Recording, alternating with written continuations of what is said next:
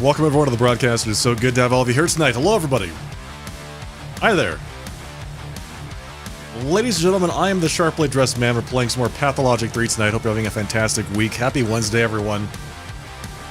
Hello, folks. So to catch you all up, yesterday we did most of day 4.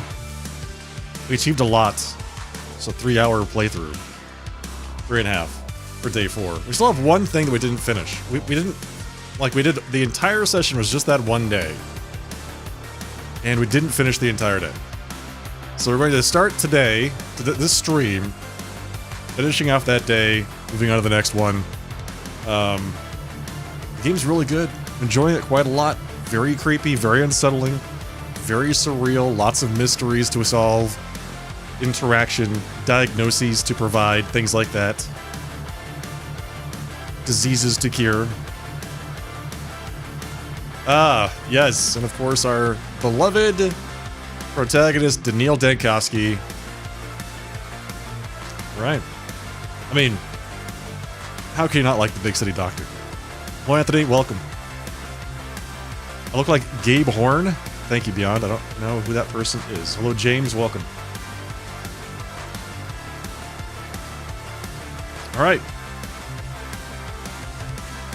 Without further ado, let's go and get started for the night. 3 more hours of Pathologic 3. By the way, I mean, Pathologic 2 is really good, also. And if you're interested in this sort of thing, Pathologic 1 was released back in like 2004. You can pick it up for like $6. Check it out.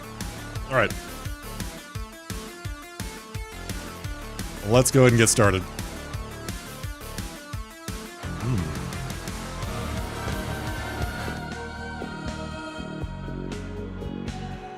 The Stillwater. Day 4.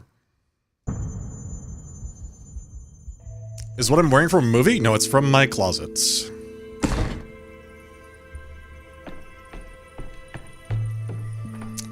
This is my own clothing.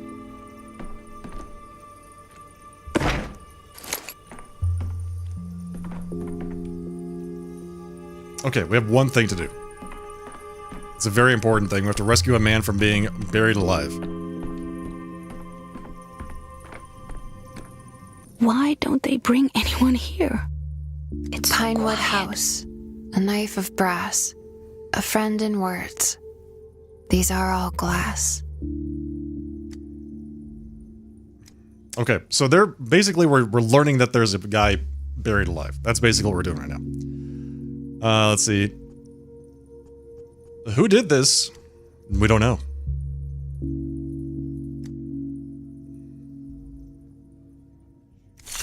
All I know is that we have to hurry and save him. This person, Grace, can talk to the dead, by the way. That's what she says. So, I don't know if you believe her or not. Does he know where we should look for him? He just screams. Well, I'll start looking at the cemetery. A good host is grateful to their guests. We don't know anything about what's going on. Actually, we do know because we've done this more than one time. So we know exactly where he is. And we know exactly how to save him. Forgot that there's so much of the world.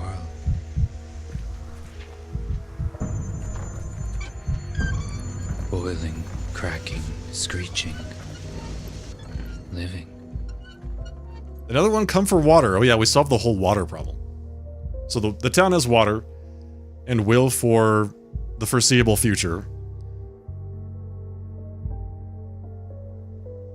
You've been told the water's being filtered? No, drinking, go on, scram. Who's in charge of the filtration? No idea. They tell us to chase folks off, we chase them off. We want to know... You want to know about filtration, you go to the town hall. They make those decrees. The decree was to filter the water, not to forbid drinking. They'll tough it out. Won't kick the bucket from not drinking for a day. Being thirsty is good for one's health. Strengthens the spirit. Whose spirit would that be? The Holy Spirit.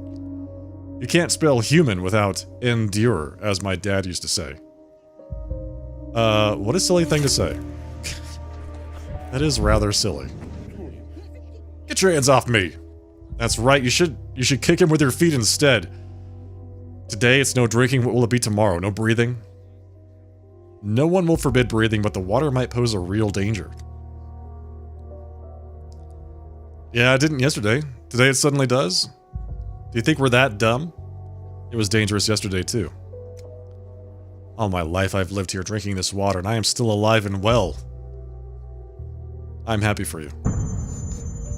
I have kids, do you know what it's like? They've been asking for water since morning. Mom, they yell, Mommy, give us a single drop, a single gulp, please.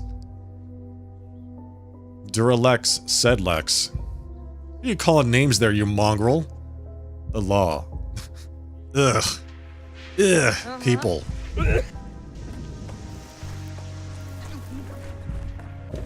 The water is filled with plague, so they can't drink the water, unfortunately.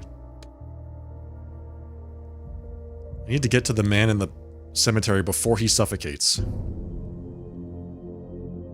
We'd better hurry. It's a long way. Доктор, гля, лепила. Только убивай, не убивай.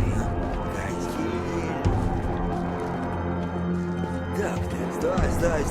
Разговор есть. Не убивай. That's right. Back off.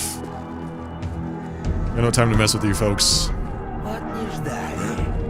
Hey, what's up? Yeah, that's right. Не убивай. Put your hands up. Keep them where I can see them.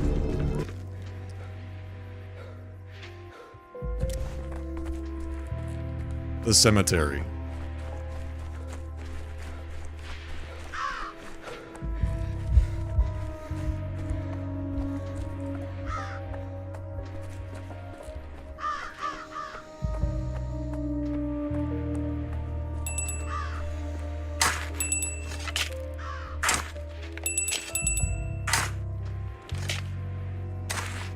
Well, we saved him. So they buried this guy alive. I'm a simple man. Why talk when you can fight? Denkowski, is that you? I thought I was done for.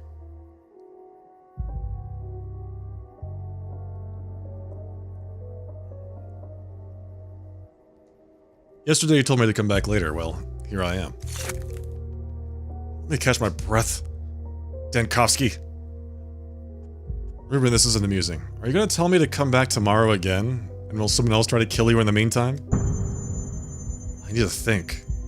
Way to scale down with my sins. The ones that nearly got me killed twice over. Look at this from a doctor's perspective. What good will oxygen deprivation do for what I have to tell you? I promise we'll talk tomorrow. I owe you. Twice over. Don't you dare have a third near-death experience.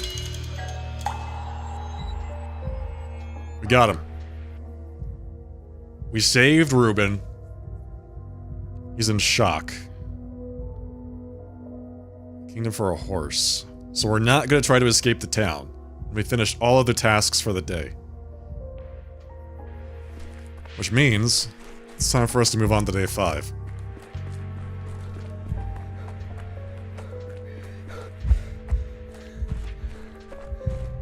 So I've saved Ruben's life twice now. Orphan girl caretaker of the cemetery allegedly speaks with the dead.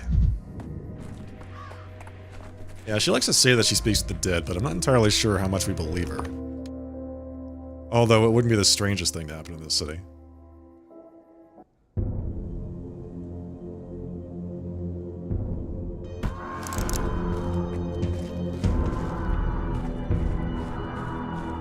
Вот сюда. Брат, не убивай. Иди сюда. Гля, лепить не стреляй. Брат, не убивай.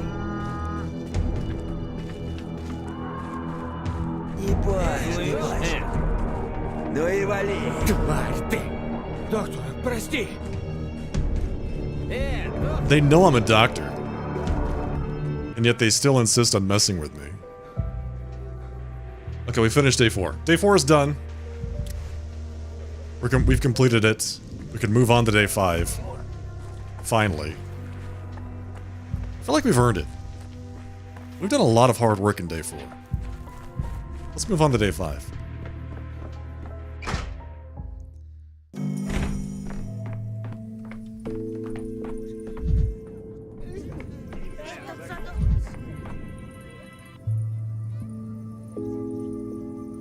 Not a whole lot I can trade this guy at this point. There are some points of interest left unexplored. Oh, we can go do a point of interest. Now that I think about it, we could do that. So there should be a POI. Something is happening here. Something's happening right there. Should be easy enough for us to get to, actually. Let's go take a look. Hey, Rory.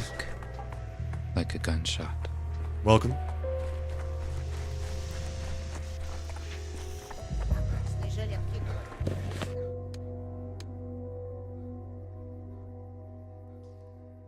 Thank you for those compliments, Rory. I appreciate that.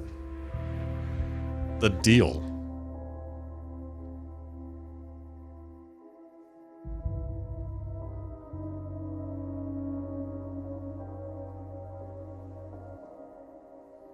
Somewhere nearby, the militia awaits, ready to bind me the moment I step into the train car. Perhaps I can find them and convince them of my innocence.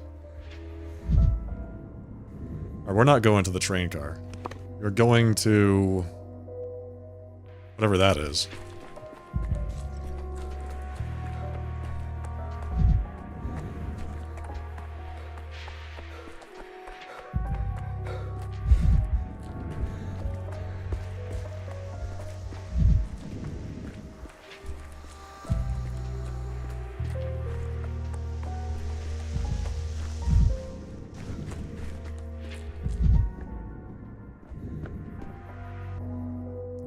Is that a kid?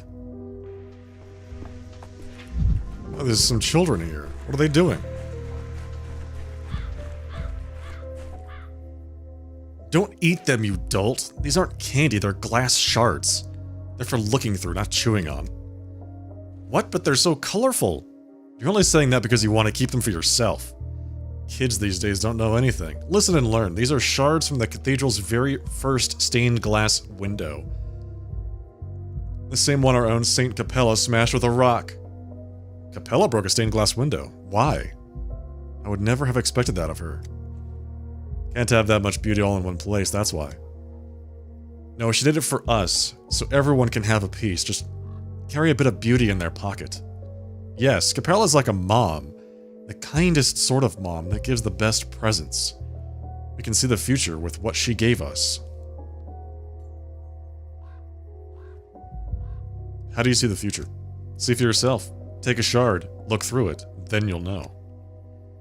When I look, I see everything. Where the candy is hidden in town, where the cat's given birth, and where the worms all stand in a circle and fight till they bleed. Only the shards shatter after you're done looking.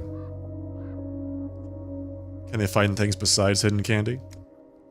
They grant wishes, I think? You want to know where a cat is having kittens? The shards will show you. You want candy? Boom. Candy. The worms fighting is just the same. And the adults use Twirine for all that. Bear told me. Aren't you a bit young to know about Twirine, Pipsqueak? You're wrong about the shards, too. They don't show you what you want. They show you what you need. You might not know what you need, but the shards do. They'll guide you. Can I have a shard? I'd like to try it out. Did they give me a shard? They did not. I used a shard to find this place, to talk to kids about using shards. Loot. There we go.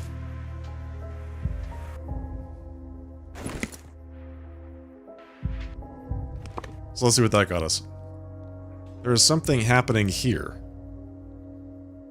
Interesting, that's not too far away.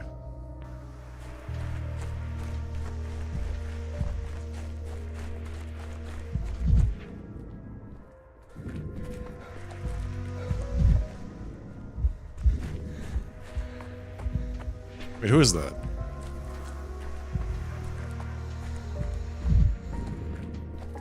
Who is this? One day, I It's will Capella. grow real wings. Heavy, lifting wings. Why are you here? For the next few days, only dust will settle on these tracks. The children dug up some shards of stained glass from behind the station. They say you're the one who broke it. The stained glass window. The hammers pounded, the saws whined. Farkad walked among the masons in a simple work shirt, or without it sometimes. He was anxious. The cathedral was full grown and they were filling its eye sockets with stained glass. I broke it. Is it silly to regret something that happened so long ago? Long ago? How old are you? I had my very first premonition, the kind mistresses have. I came to gawk at the window like everyone else, and suddenly I knew it would do more good broken than whole. So I picked up a rock and threw it. You said you regretted it. Why? I don't know. It was disrespectful to Farkad. I disrupted his design, and I'm sorry. He didn't deserve it. The window that replaced it was completely different. It didn't have the same living color. Farkad was a collector of color, you see. They say the shards can do miraculous things. There are no miracles. The shards guide you to important things because that was Farkad's design. And because such was the original window in the cathedral. The light that went through it refracted into the future. There are no miracles, says the girl who can see the future and hear the music of railroad tracks. Alright. Let's get out of here. I have another occurrence to go check out. It's going to be a bit more difficult to get to this one. We have to go through this rioting district, which is never easy nor pleasant. Какими судьбами? Только не убивай. Мы вас вешали. Беги. Мало мы вас вешали. Не ждали. Только бомбочки. Hey, yo! Back up, boys. Не убивай. Back up. Брат, не любите. Мало мы вас вешали. Стой, только не убивай. Мало мы вас вешали. Брат, Death is the не enemy. убивай. Какими судьбами? Sometimes just gotta show them.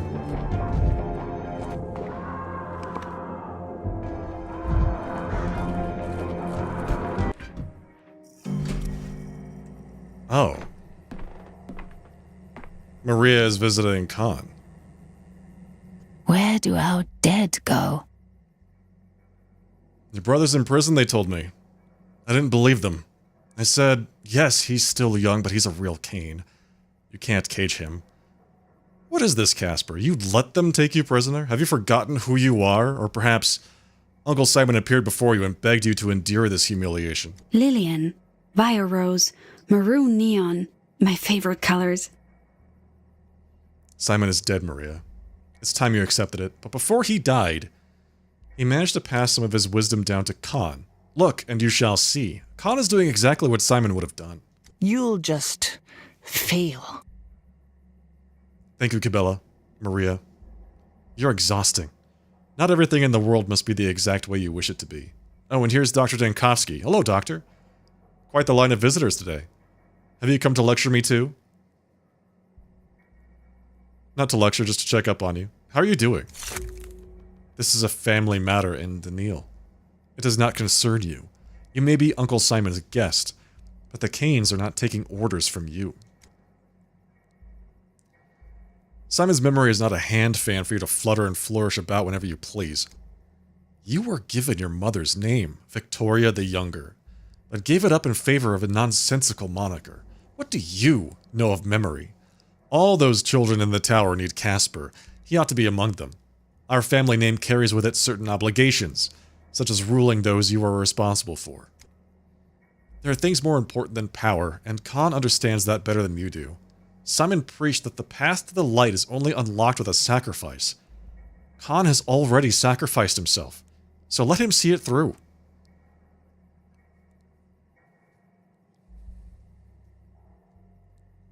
Capella is right. Khan took another boy's place in this cage. Was that not a deed befitting our true ruler?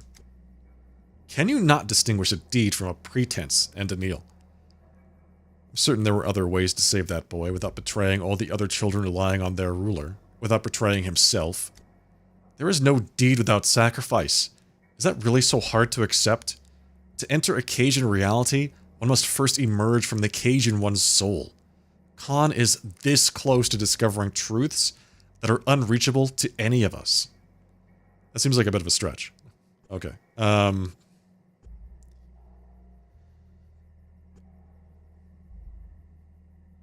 hope you can endure this, Khan. Both the captivity and the influx of well-wishers. In toil to be troubled is to have your toil doubled. Did you see Jester on your way here? Who's Jester? Jester's my cat. Big fella, blue-gray, looks like a bandit. What brings you here, Doctor? Was in the neighborhood and decided to drop in. Still not tired of your games yet? Do these look like games to you? Not at all. I saw a dead child today. I think he was one of yours. The dogheads were boasting that they killed him. Nonsense. Are you trying to scare me? It won't work. We've got a treaty with the doggies. We respect it, live by it. Even them. You wouldn't understand. I'm just warning you. These games of yours might end badly. Well, we told him about the kid.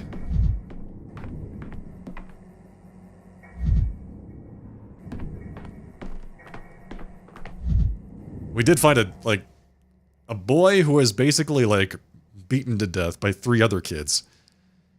So, regardless of what treaty he thinks exists, bad stuff is happening. Let's get out of here.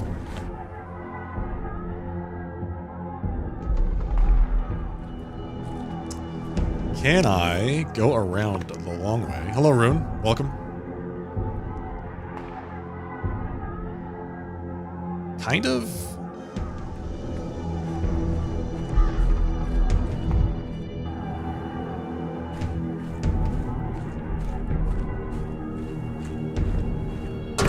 Misophonia, Dankovsky.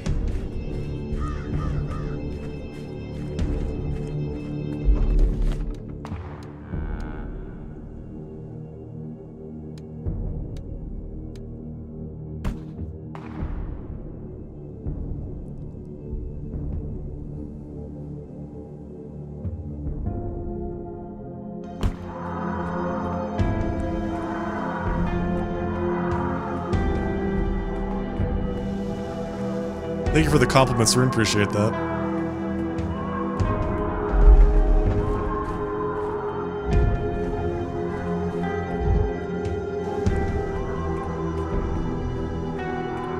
Вот не ждать. Только ебать, только не убивай. Стой. Брат, Seems не убивай. Разговор.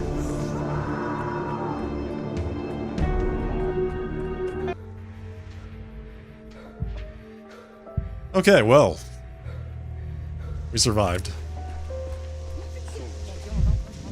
I wonder what that cutscene, or that, it's not really a cutscene, that event really did. Like, did it change anything? I'm curious.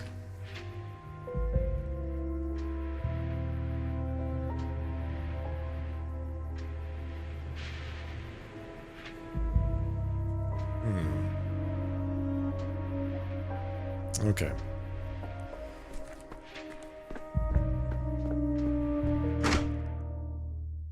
Let's head to day 5. Just as a reminder, we finished up day 4. We saved Stack Ruben from being buried alive. We discovered the daily vaccine. We've solved the town's water problems because all of its water was destroyed. I should say the plumbing was destroyed, then the rest of the water was contaminated with plague, so we solved all of that. We have that in place. And we also bought another day for the town to survive. Previously, the town died on day 6. Now day 6 is actually achievable. We can go there. Oh, that's right. We also have this mysterious adversary we don't know anything about. This ought to be interesting. Let's go to day 5. In which the Bachelor will grab the only remaining thread that may lead to Simon Kane.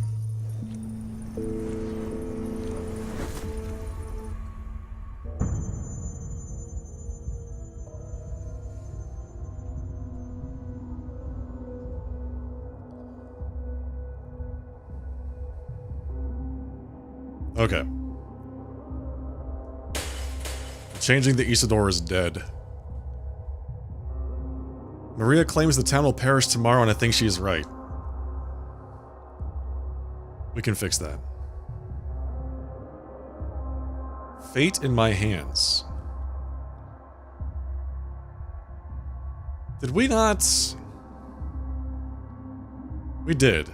We didn't escape by train, so we did not get put in jail. Interesting that the only thing I can change is this.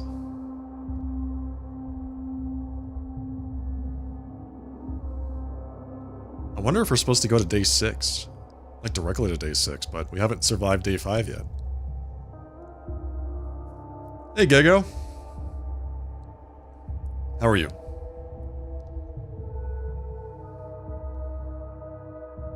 Stack Reuben might know something about this. So all of this stuff should change, because we are not... We didn't start the day in prison. We didn't try to escape. Right? Stack Reuben is alive. And we know how to reach him.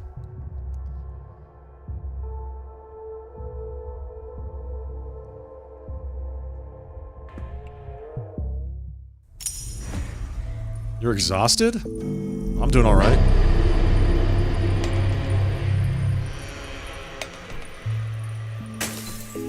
Camera obscura. Camera Excited lumina. to start the day. See how everything goes. Rune, thank you for the 7 stream streak. Congrats. Appreciate the dedicated viewership. I saved Reuben from the grave. I expect that in gratitude he'll try to survive until my visits. Stack Reuben has been attacked twice now. We've saved his life 2 times.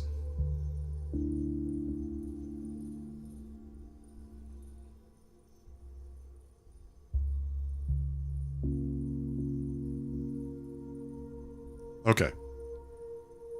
The local doctor. Simon's closest friend and ally was the local healer, Isidore Barak. Perhaps he knows something of his fate. Alright, well we know Isidore Barak is dead.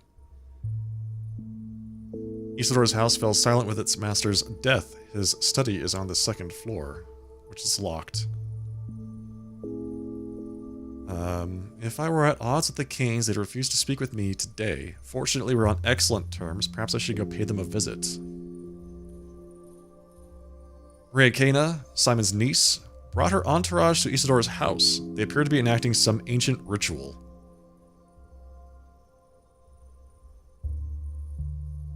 Only those who know the lines have the right to cut open the dead and extract their organs. This is where Artemi Barak comes to the stage once again. Today, Lara promised to send me one of her wards for support.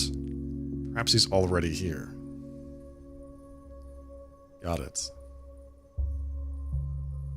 The end of the beginning. I like how this whole line here, basically, this never happened. Right, because we didn't wake up in prison. So we've had a brand new fresh start to the day that we would not have otherwise had. Do geese see God? You probably want to ask why the town's fragmentation is Simon's design, and not a flaw in your perception. You remember our conversations in the wrong order. No, in the right one. I remember everything correctly, unlike everyone else. Simon was a teacher to me, I suppose. He taught me calligraphy, piano, and dowsing. I don't think he considered me an outstanding student, though. Was it a long day at work, Gego? He was a fool not to. Both Simon and Isidore had many students. I think it was more important to Simon that I agreed to live in the Stillwater. It's a difficult house. It exhausts most people, and out of gratitude, he showed me a few things here and there. It exhausts people? I find it very restful.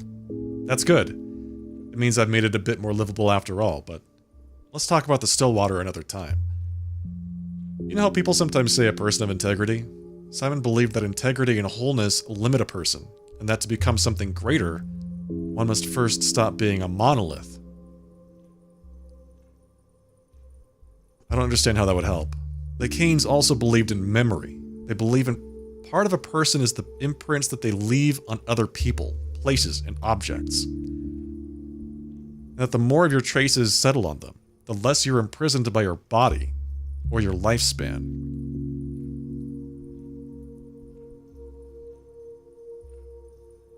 When I talk to people, I sometimes feel like I see myself through their eyes. It's hard, isn't it? When everything gets mixed up, but then again, it should be hard. A trial requires exertion. Is this the path Simon laid out for me? I don't know. And what difference does it make? Would you even be able to step off it now if you wanted to?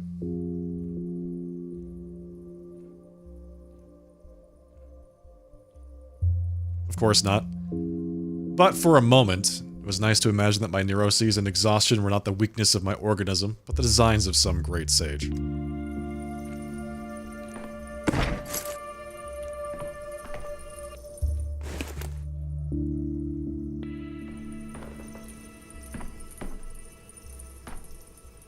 Got some colored glass shards.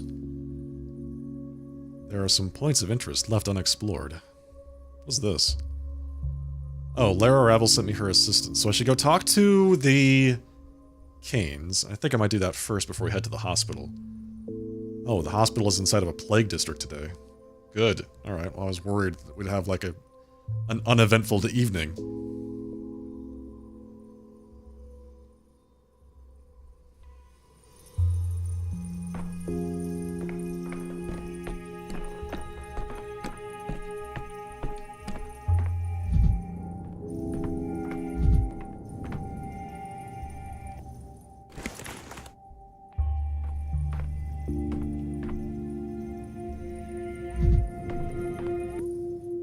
It's Hypat, our good buddy, the water carrier. Here I am at the ready. Excuse me, what are you here about? So much to do, hard to remember everything. Oh, you weird little doctor. I'm Hypat, you know, the water carrier. Decided yesterday I'll carry your tubes, you and I did. Them in the water for everyone. No problem for me. Useful for you. Of course. Now I remember. Thank you for agreeing to do that. Thank God. Thought I'd got it wrong myself. Let me get this clear. Your carriage follows me, but only through the healthy districts. No need to risk your life for the clean water for the people. Stand where you're easy to see, so that you can be found quickly both by me and by the thirsting citizens. That's how I always stand. You'll find me, don't you fear. And those sick houses? I'm scared of coming close myself. Any more instructions? Everything seems sensible. Until next time, iPad. Building connections. Yesterday the water carrier proved his usefulness. I'm glad he'll now help me and the command on a permanent basis. The assistant with the analyzer will follow me closely. I'll find him in any large district, but he'll avoid plague and unrest. So that means I don't have to go back to the still water to perform an analysis, chemical analysis, but that also kind of means that we're expected to do more of them. Right? Not exactly sure how often I'll have to do that mechanic, but it seems like I will.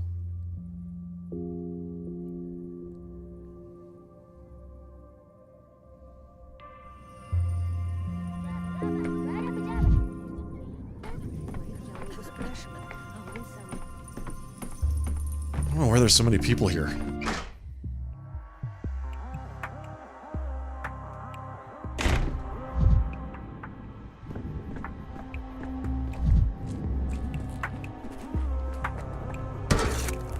I'd rather not hear this.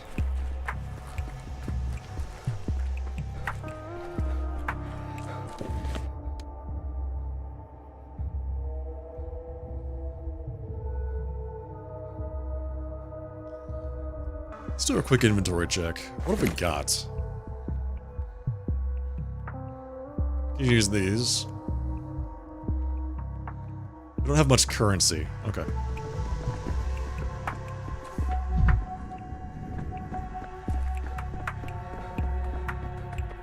Hello? What are you doing? Move aside, pal. You're blocking the sky. Isn't it cold lying on the ground? Time's standing still, so there's no need to hurry anywhere. Care to lie down? I don't mind the company. Alas, time cannot truly be stopped, but I'm glad for you. It seems you needed a little rest. This guy's just making himself at home, it seems. Let's talk to Georgie.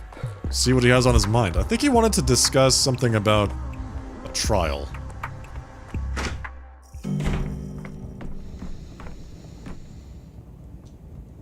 A soul is like a spring, or a bowstring.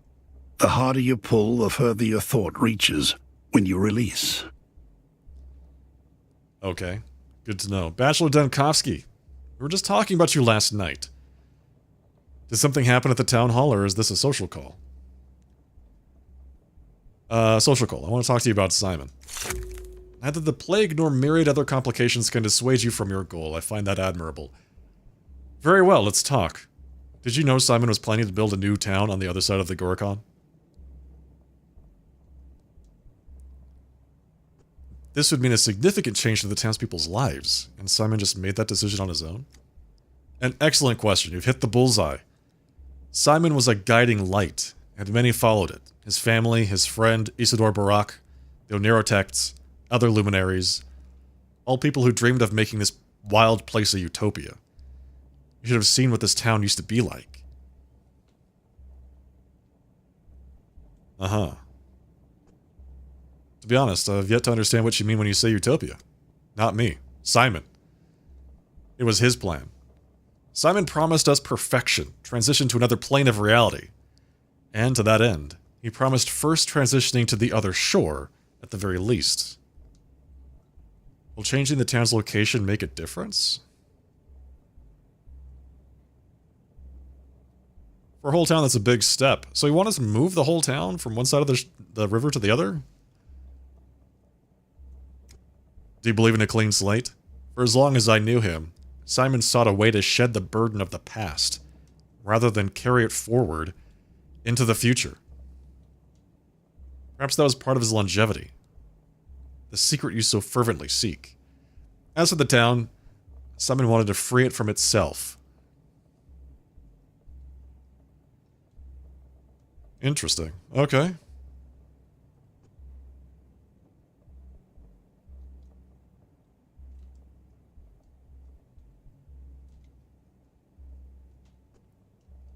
We are all the sum of our pasts, our triumphs, and our vexing mistakes. The slate will always have traces of previous inscriptions. It can never be truly wiped clean. So Simon's disciples, those who channeled his will into architecture, street curves, bridge spans, all worked together for a utopia. Their legacy is easiest to see here, in the Stoneyard. The bridge square itself? I haven't thought about its name before. It's a bridge to another shore. Another life, right? You're as sagacious as always. The other bridges to the new town didn't leave behind so much as a name. Like that rhyme about the chorus, the cat with the fiddle, all tattered and torn, the cow and the maiden, all forlorn. Their song was beautiful, before each one began to play their own tune, and then Farkad died. And then Simon died. And then the plague came. And here we are. And here we are. That was it? That was the whole interaction? Right. Righteous Judge. The Honorable Georgie is glad for pleasant company. I'm glad to learn more about his immortal brother.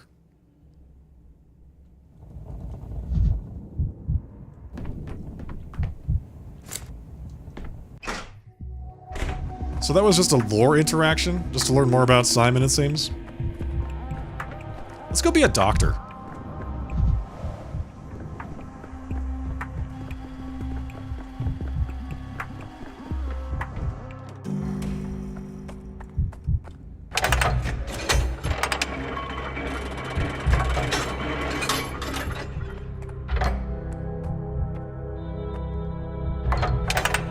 So I can turn this left and right, but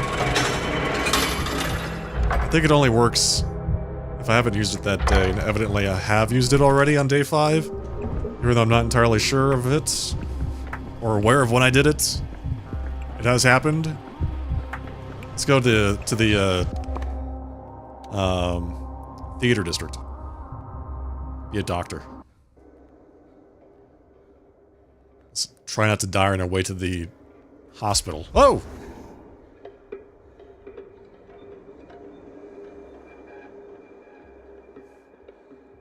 She keeps having the same interaction with me.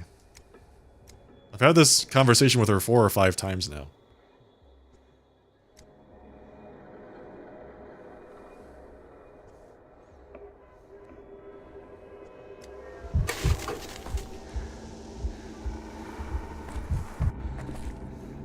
There's a infection focus here somewhere. You invented this yourself.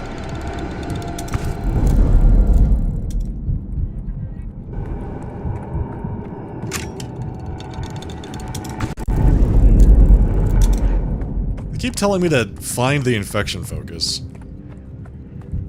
but I don't know where it is. They said that the sound gets louder the closer I am to it. And yet, I don't know what sound they're talking about.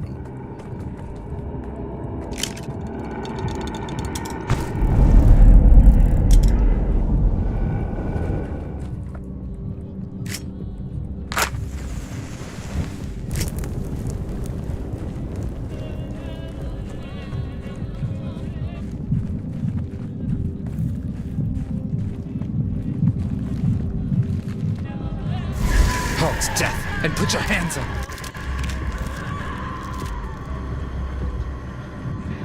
Who's he talking to?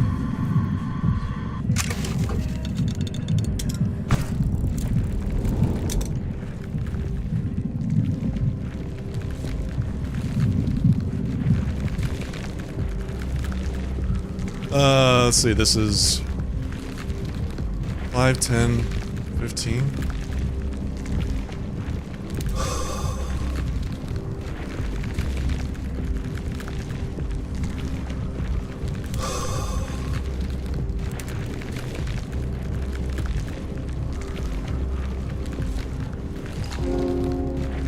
Stole this person's time.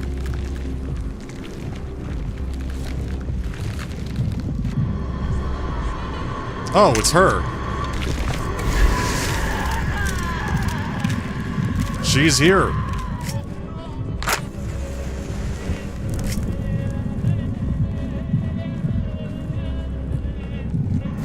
Something is unraveling.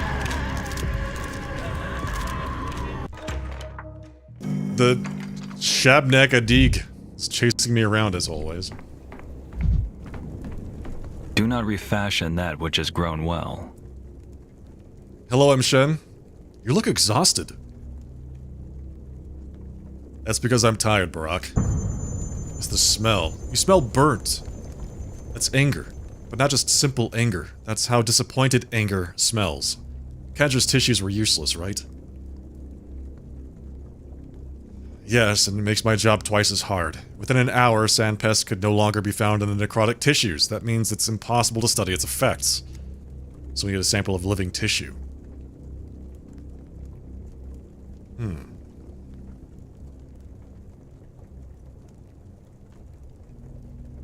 Unfortunately, it's much worse.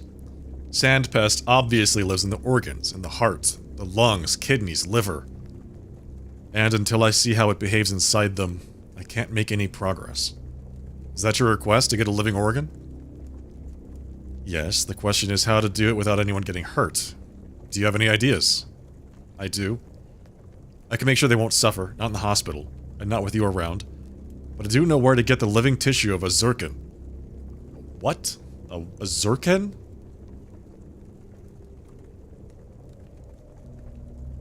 It is imperative to get the patient's consent. Do you have a volunteer, someone willing to part with an organ? There is just such a person. If I ask, she won't refuse. But I have my own request to you, M. Shen.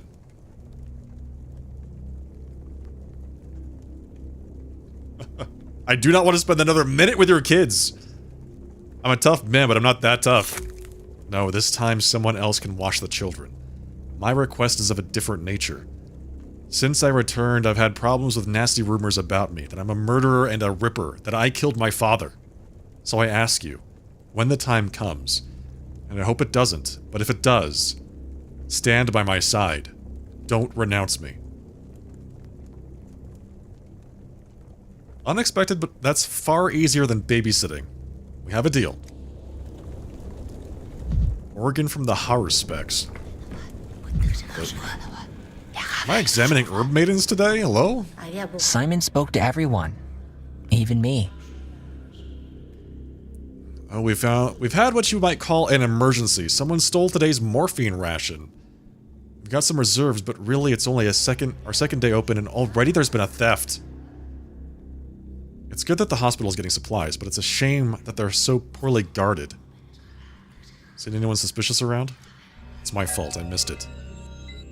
But you can't grow enough eyes for a hospital. Patients here, orderlies there, paperwork everywhere. I've already questioned everyone except that girl you let in yesterday. She mostly comforts the dying and holds their hands. I don't mean she's not working, but maybe she saw something. I'll talk to Clara myself, and I'll handle the morphine theft personally. Forgive me again for how this turned out. Should I hand over the patient files? Hand them over. There's the vagrant, Bobak, a local holy fool. There's also Sharp. Hey.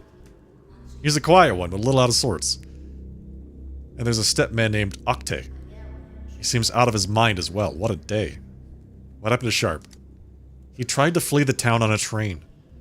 Someone promised him the train would leave him and a whole crowd of people. Well, they weren't allowed out. Someone locked them inside. A stampede ensued. Almost no one survived. And what made you think Octay is insane? The things he says. How could I? Apparently I'm very mean. I don't know. Oh, not the greatest representation in this game. I've heard all sorts of things from stepfolk, but never anything like what Octay says. You'd better ask him yourself. And how did you find the vagrant? Credit to our orderlies, they said he was hanging around a boarded-up plague house. I'll go see the patients. One moment. I finally found reagents for the microscope. We can finally take samples. Oh, we are in business now. Thank you, Little. I was afraid the microscope would just sit there gathering dust. And they yamar Jegteyeb. Beds, remedies. Jegtey, this was a different house before. It had another purpose. They danced here. Not like us, not for the earth, for the town. And the town grew fast, watching the Hakan Qatar. I thought they staged dramas here, not ballets, or do you mean the tragedians' pantomimes? I know not that word. I know we show grass how to grow, and here they showed the town how to grow. Tigad Karaba. This was an important place, Nangan Gazar, like our Ragi Barrow. Was it you who claimed the town's important place to use for healing? Yes, I was. Otherwise, there'd be no one left to go to the theater. Now there's a chance the town might survive the plague. You show the town a dance too. A dance of struggle. Tuladan. You chose the right place. You heal. Will you heal our man? He thinks he has no ibshen, no illness. He thinks he was punished. How do you mean? How do you mistake disease symptoms for punishment? Octay thinks the step punished him. Eryukin. The step didn't even hear him. Why would she punish him? Quiet, he is. Couldn't prove himself. And weak. Fell ill after. Ekesula. We learned you were a healer and led him to you. Led him to me, maybe? You brought him? You brought him. Never expected the like of you to trust science. What know you about the likes of us? Yushie Medek Kigish. The town cannot be with us, but neither can we be without the town. We have our healers, our own herbalists. They see Ibshen, illness. We see. Octay doesn't see, doesn't hear. Octay is asleep and dreams he will be an Odong. I admit it's unexpected, but thank you for doing the right thing. Can you give me more information? What did you notice exactly? When did you decide he was ill? Look and see for yourself, Erdem. Octay is so ill, you can tell at once, even if you're no Menku. You see it clearly. Only Jurken can't be seen with eyes. The heart, his heart, became weak. Beats as often as outsiders come to the step. Really? You mean it beats rarely, right? Hardly ever, Erdem. Can't hear if Octay has any Jurken at all. Heal him, Erdem. Octay is a kind fool. He won't be a good herbalist, but he'll be someone who tells Ilgernid tales.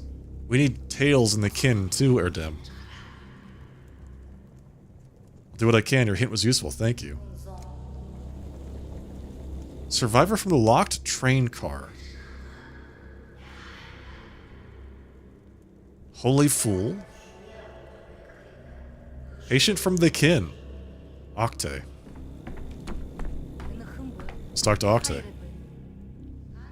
Yui men Erdem. I'll turn into an Odong soon. How are you going to treat that? Or not? Okay, so he has his heartbeat. It's not rapid, slow pulse. Very slow pulse. Okay. It's only two different things. Fruit typhoid and stone skins. That's only two different diagnoses. I was told your Odonga are born from the earth itself. Mother Badho decides. As she wishes will be. If she wishes, she'll grind water into dust. If she wishes, she'll boil solid rock. If she wishes, I'll turn into an Odong. Aren't you afraid the Odong might beat you up if they find out you can become one of them just by getting sick? Let's see. Ever since I came here, I've been curious what the Odonga are biologically. We're all children of Bado Erdem, and the Odonga are closest to her. These are children. There are children who go far from their home, Eka Kolo. There are children who settle nearby, but on their own. And there are children who forever stay with their mother. They are the Odonga. If the Odonga are closer than anyone to your, deity, then you don't mind this transformation either, is that right? I have no complaints. I accept. Mother Bado punishes me, and I accept it. Her light burns Suok's darkness from my eyes. Flashes for a moment, then Untarna. Flashes again, Erdem, over and over. How can you understand? You won't understand. So you see flashes of bright light? Yes. Gereld Namaya Zobanhono. The light brings suffering. I must accept it humbly. Flashes of bright lights. What do I categorize that under? Hallucinations? Visual impairment?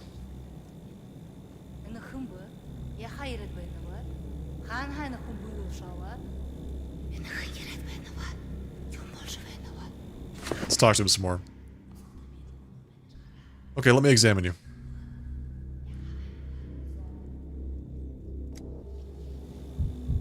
Whoa. That's not normal. Skin is hardened so much it truly seems inhuman. What is photophobia? It just means you're afraid of light. Actually, I don't know how they define it here. It might mean that you're, like, particularly light sensitive.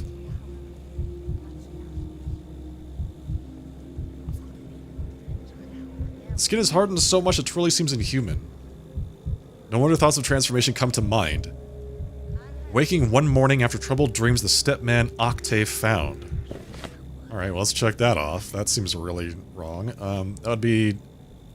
stone disease? Sign of stone disease is skin cornification and cracking. The skin resembles earth cracked by heat, which is how the symptom got its name. That seems like what it is.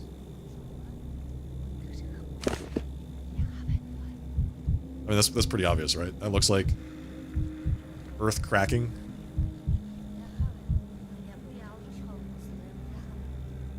Oh, he's got it all over.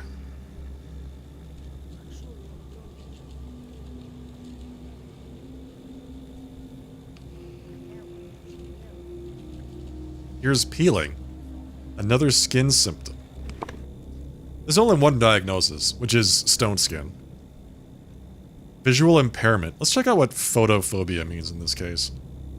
Uncomfortable sensations up to sharp pain in the eyes in response to light of normal intensity that previously caused no such reaction. Yeah, so it's like, it just hurts. Light hurts you.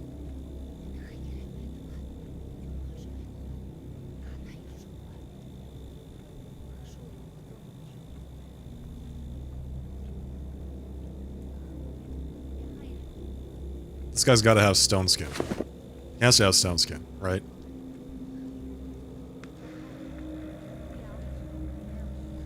But nothing on his legs. Interesting.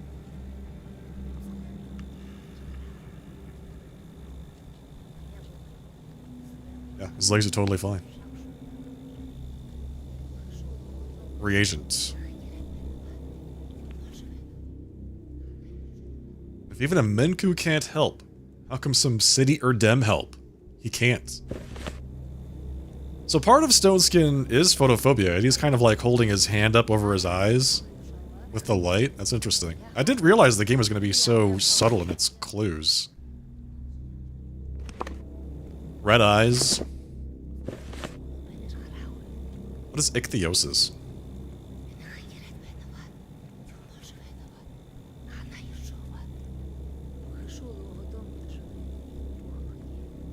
Uneven skin pigmentation, forming a pattern of dark-toned spots resembling scales or separated by paler areas.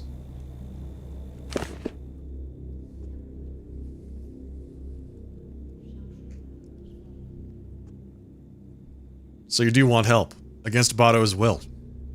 I have some questions then. Your chest and back are calloused. Has it been like that for long? Be'ekeleke, she bushagna. I'm turning into an Odong. I'll soon be like them all over. Their skin is tough, can't be cut, while their Bado is strict but fair. I accepted the Udar in my arrogance. I should also take the punishment. Can you at least tell me how long this has been happening to you? 6 days. Can such an Ubsha come from nothing? It cannot. Even the herb brides who brought you believe you're sick, but not turning into an Odong. They're kin too, why don't you believe them? It's easy for brides to say. Mother Bado herself directs their dance. How can they know how it is for those who she doesn't direct? Today, Medenegye. They say her heart beats very slowly, but I haven't noticed that. Has that been happening recently? The blood of an Odong is slow, viscous. Oh, that's right, we didn't actually see that. The heartbeat was normal. They are calm like the earth. Namdu Bayakada Hain. Now my heart is slowing too, calming me down. But right now you have a normal pulse. Maybe the agitation is raising it to normal levels. Interesting. Okay, so like he's nervous, therefore his heart rate is higher than it would be, which is normal. It is noisy here, Erdem. Hustle and bustle. Let me go back to the steppe. Namaya Gargata. And maybe my heart will slow, like an Odong's. Let me think on what it is you're really transforming into. Okay. First record the discovered symptoms, then question the patient about them in detail. The stepwoman who brought Octane mentioned something about a heart issue. It's worth asking him about it. Okay, so if we didn't talk to them, that would be the piece that we were missing. In the casebook. I'm gonna go ahead and say stone skin.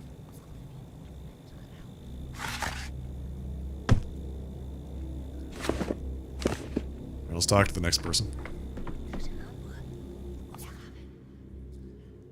Bobak. Heal away, friend, for your benefit or mine. It doesn't bother me. For the benefit of the entire town, I dare say. You have the sand pest. It's fatal, but your blood will help other people to avoid catching ill. I guess this was my destiny all along. What a lucky man I am. I'll die, but I'll help others.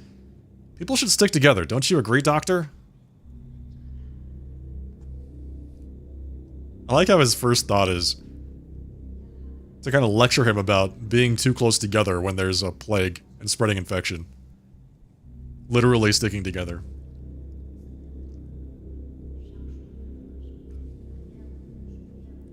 It's hard to achieve anything without the assistance of others.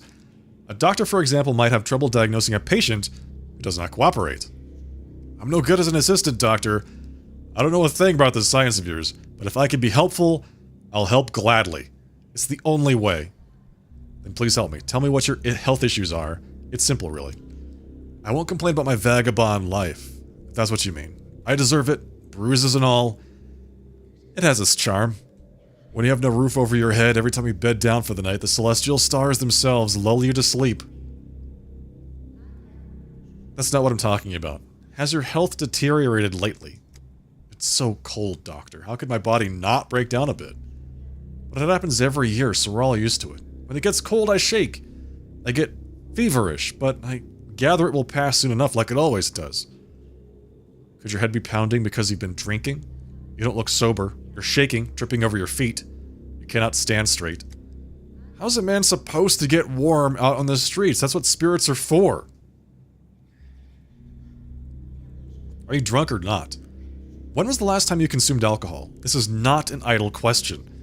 I don't want to write down irrelevant symptoms. How should I know, Doctor? They brought me here into all this ruckus and hurry. You tell me, turn over here, spit over there, roll up your sleeve, answer some questions. A good stiff drink would scramble my thoughts far less than this medical rigmarole. He's not answering the question. He's avoiding the question. Have you been drinking or not? It almost slipped my mind. The orderlies who brought you here told me that they found you by an infected house. What were you doing there? I've done nothing wrong. Nothing at all. I was going to lead the little bull out of that house, but I didn't. Oh, that's no good. I didn't keep my word. My memory is like a sieve. Did you enter a plague house or did you not? I think if I'd gone inside, I would have let out the little bull, right? For the girl. I would have done my best because I gave her my word. Interesting. We'll figure out later what you promised if the need arises. Now go get ready for an examination. I'm gonna have to, like, take samples from this guy too. Abrasions, results of poor hygiene, or consequences of infectious disease. Alright, we don't know. But the patient is itching all over. So his skin is itchy. But I mean, he's homeless, so that could be really anything. He also has some kind of, like, bruises. What else would you expect from a vagrant? It's not really ulcers? Okay, we'll just leave that off.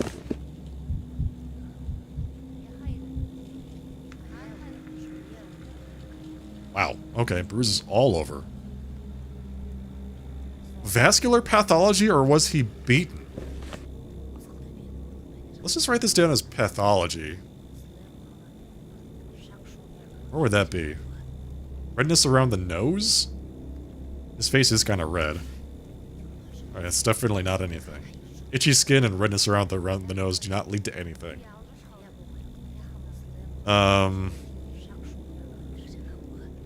Circulatory system? Severe pallor. Hematomas. There we go. Subcutaneous hemorrhages due to vessel damage. Externally appear as bluish, blurred spots. Can either be exogenous or endogenous in nature.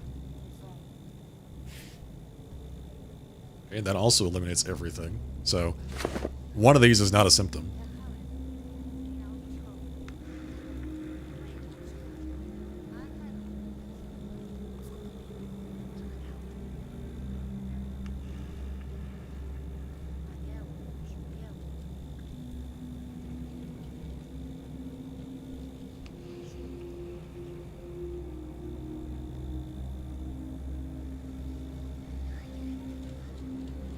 What's that?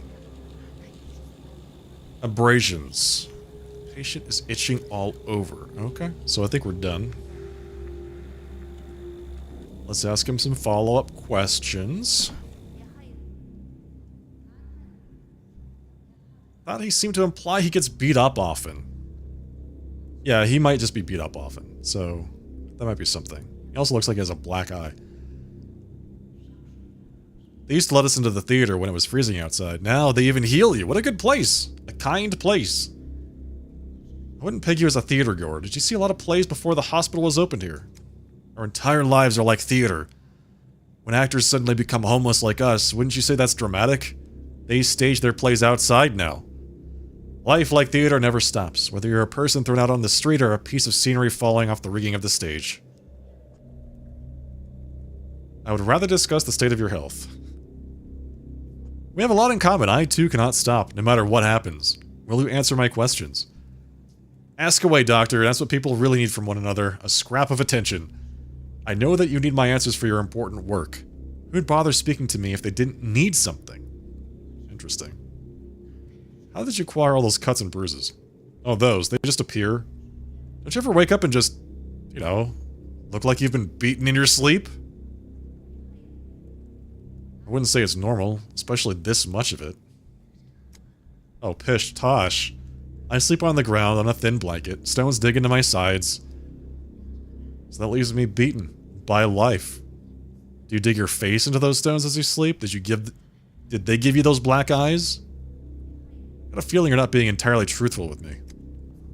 Always on the lookout for evil, aren't you, Doctor? Not just for sickness, but for the wickedness inside us humans. Lies, hatred, weaknesses in our character. Please, spare me that judgment, since I'm 1 foot in the grave. Okay, so that's it. We still don't know. He says he got the bruises from sleeping on the ground, but it does look like he just gets, like he is beaten all over. He is bruised everywhere. And he's being not very forthcoming with an answer for that. Your skin looks terrible, plus you're constantly itching. Excuse my lack of hygiene. A fellow becomes quite mangy and itchy when he can't wash or change his clothes. I'm not complaining though, no use wasting breath in it. I'm just reaping what I've sowed. Okay, so he thinks that, he's basically saying that his itchy skin is, hygiene, right? So if we remove itchy skin as a symptom, what do we get? Ink syndrome? Quirine syndrome. Hallucinations, headache, memory lapses, red eyes, darkened eye capillaries, skin redness. That seems like it might be it. Plus he seems like kind of an alcoholic, so we'll see. Let's keep going. What's this cut on your lip right here? Did your lips crack or did someone hit you? Could be the dry air, or eating preserves from a can. I don't even have a spoon, so I could have cut myself. So I'm not sure, sir. This is how I treat any blemish or cut. If I got it, it means I deserve it. Stay in the hospital and wait for me. Sleep in a warm place, and not on the ground for once. Alright. I need to get a sample for analysis.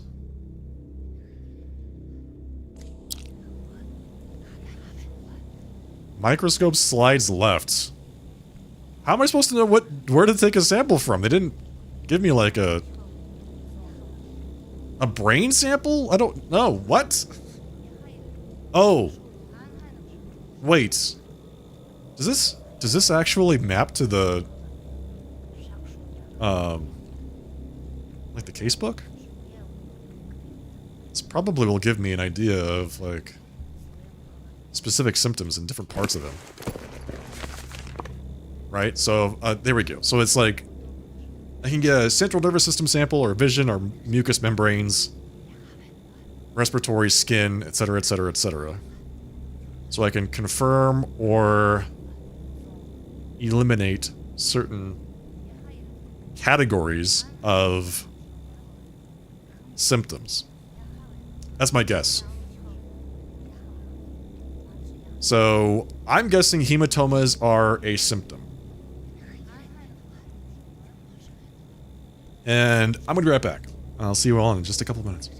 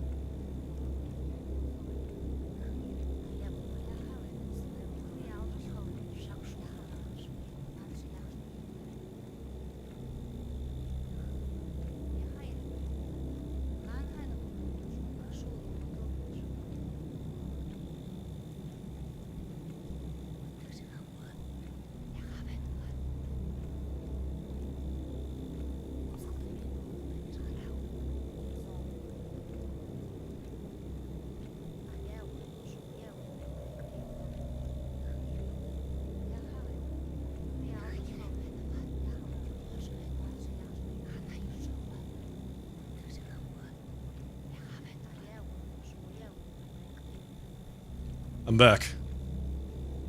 Thank you for your patience. Hello, Sulu. Welcome. Good evening. How are you? Okay, so... he lives in the gut, right? He said something about a house. Like going to the house and saving the bull. That's where Vlad lives.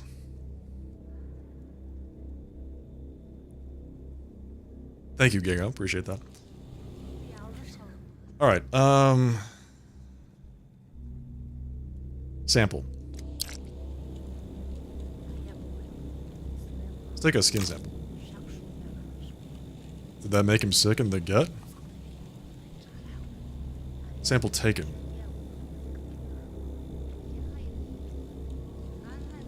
How do I examine the sample?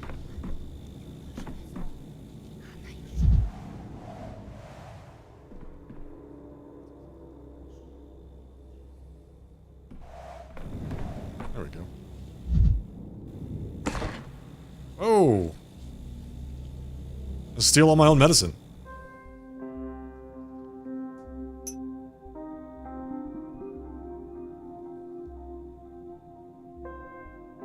Rage just left one. Examine.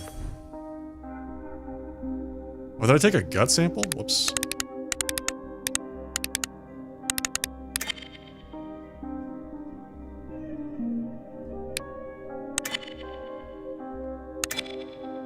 Look for the red bacteria. Well, I found the red bacteria. Forgot what I'm supposed to do with this. There it is. I found it.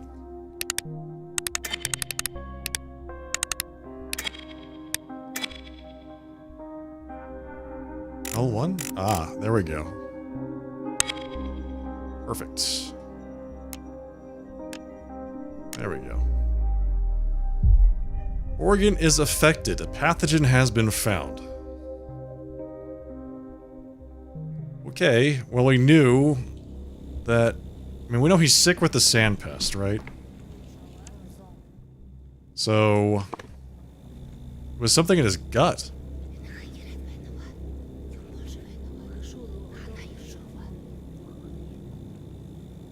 Interesting. Abdominal pain, diarrhea, dystrophy, geophagia. It's like eating dirt.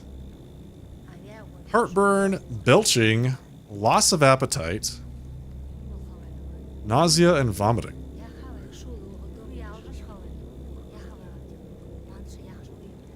This feels like Twirene syndrome. If he's talking about, like, hallucinating, he's got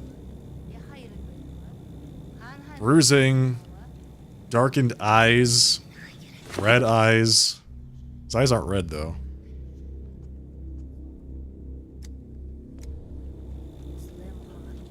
Alright.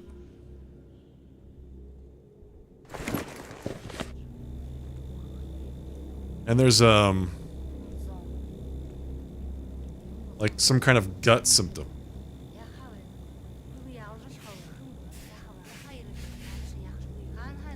So it could be dystrophy? Anemic vasculopathy?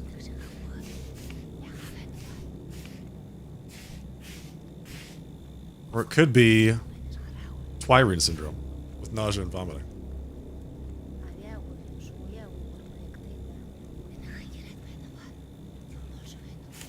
Selected symptoms can be discussed with patients. Okay, so I selected that, but it didn't say I could do anything with it.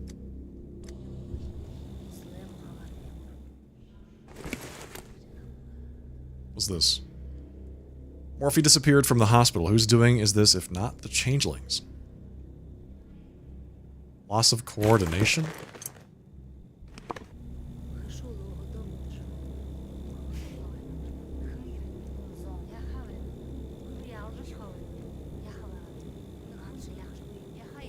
Why do you say loss of coordination?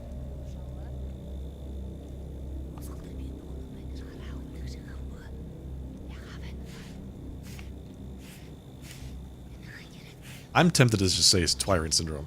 Call it good. Which is basically like, you've been drinking too much. Hey, cowboys.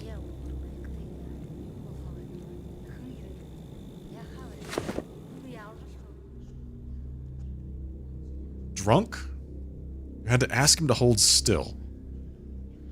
Yes, you're right. I did. Twirene syndrome. Alright, get out of here. Next. Sharp. Alright, this guy's got vein damage, it looks like. Something about his, like, they're just, like, popping out of his skin. Vein damage. This hospital is full of people. Did everyone really make it out? Doctor, answer me. I saw Kongor somewhere around here. He even had his eyes. Doctor, tell me, was it all just a bad dream? The train was just a toy and everyone in the car survived? Hey, Strawberry, yeah, you know, I'm not looking so hot, huh? Like, oof, man. It's been a bit of a time on some self-care. He's coughing as well. Would this be self-examination? Yes. Yes. Yes. I'm gonna be examining myself in front of everybody. It's quite embarrassing. Don't look. Close your eyes, chat.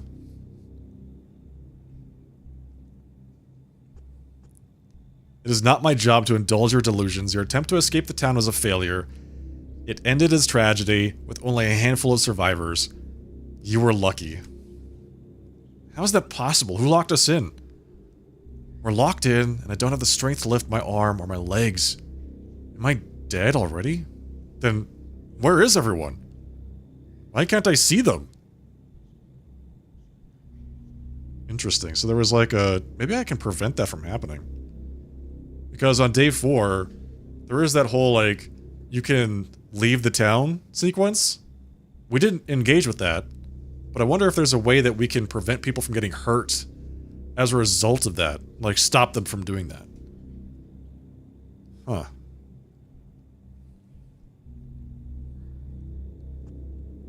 Can't lift your arm? Did you notice this weakness before yesterday evening? The carriage is all emptied out. Did we arrive already? Why haven't we arrived yet? Why haven't we even started moving? The doors. The doors won't open. Open up already, we're here. Let us out, we're here. This guy is obviously having some kind of either PTSD or some kind of bad hallucinations. Orderly, give him a sedative. The patient is having an episode.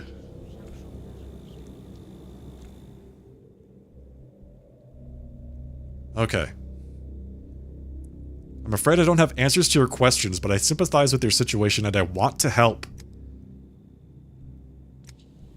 Okay. Try to answer my questions. Let me examine you. There we go. His heart rate is fine. He's got some bruises. But, I mean, that's to be expected. He was trapped in a train car and crushed, so some bruising is to be expected. Holy dear God! Alright, that doesn't seem normal.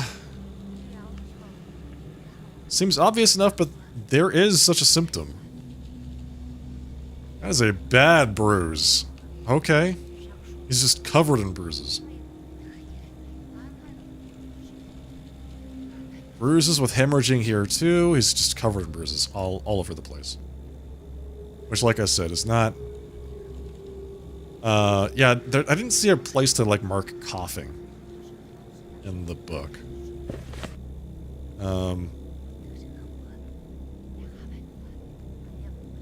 Oh, there it is. Cough. He was coughing. Let's see. So... bruises. Interestingly enough, his legs are fine. It's interesting that, like, everybody that I look at that has weird skin conditions, their legs are totally okay.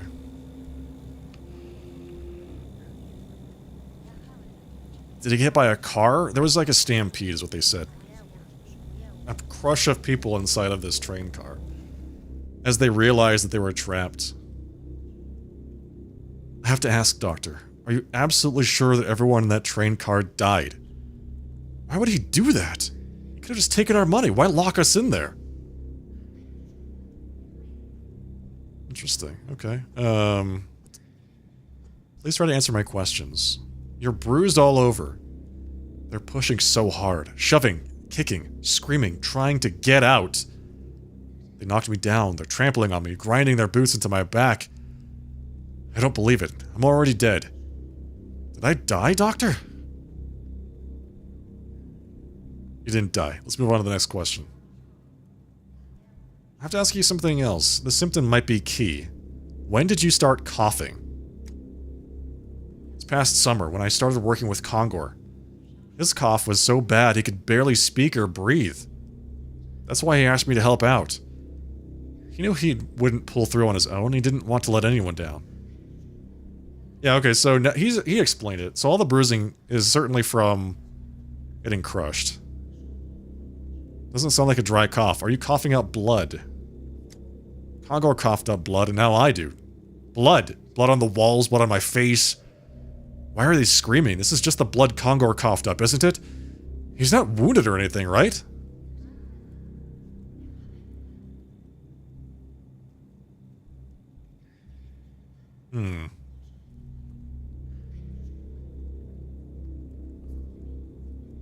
Let's see. Just rest. Come here, little. You have a job to do. Eeny, meeny, miny, mo. After death comes pain and woe. Good. Yeah, I think Kongor was infected. Yeah, or something. Yes, Dr. Dankowski, I'm at your service. You found supplies for the microscope right on time. We have a case that needs lab testing.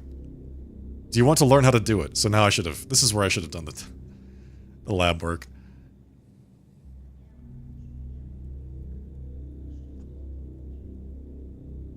For all this light of learning, there is an awful lot of dark. Didn't expect sarcasm from you. In this walk of life, though, you'll need it. Let's begin. Here we have a patient, a survivor of the tragedy at the station last night. Almost any question plunges his mind into chaos. What can we do? Check out where he lives, perhaps? It's good to do both a visual examination and to collect data from third parties. But I want to show you another method. Collecting samples. We have to be mindful of our limited resources when we use it, though. The patient has a very bad cough. He's coughing up blood. How many diagnoses in our list match this symptom? Let me check my papers. Just 1 minute. Coughing up blood matches 2 diagnoses. The list of symptoms almost matches. What matters is that every symptom correlates to a certain body system. It signals that this particular system is somehow affected. If someone is coughing up blood, what system do you think that relates to? The lungs. The lungs are affected. Now, find everything that's both similar and different between our 2 possible diagnoses. Check not only the symptoms, but also the systems affected. Remember, if the list includes at least 1 lung-related symptom, we'll see something in the sputum sample under the microscope. Even if the symptom hasn't manifested yet. That's correct. It hasn't manifested yet, but it's there. You must use reagents sparingly. So here's a trick. When you have several options, only check for the systems that help you narrow down a diagnosis. The first illness does not affect the mucous membrane, but has a gastrointestinal symptom. Okay. Okay, so should we take a sample from the mucous membrane and examine it through the microscope to pinpoint the diagnosis? Yes. When 2 diagnoses are possible, check which systems are affected and find the difference. Take samples based on this observation. Finally, use the microscope to look for signs of a particular illness. I get it, at least the general idea.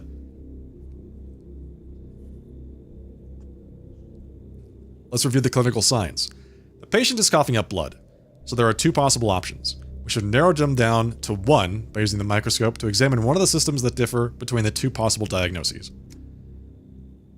Yeah, sounds good. I will carry out the test myself. Watch and learn. What were we supposed to do? Was it the mucus?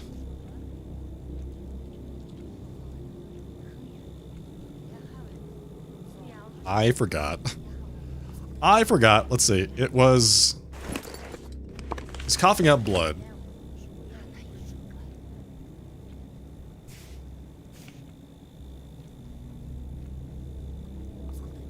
Is it hemoptysis? Or hemoptysis? Is that what that is?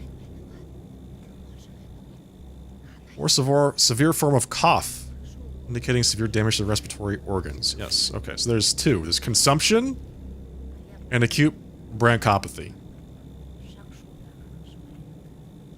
Right. So if we test the mucous membrane, which is the mouth symbol, then we'll know if it's acute bronchopathy or consumption.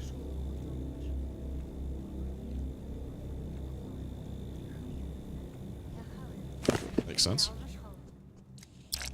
I want the mouth membrane. Mouth symbol. Take sample. Sample taken. I have no more reagent left. I hope there's some in the cabinet. There's not. What do I do now? I have to find some more reagents.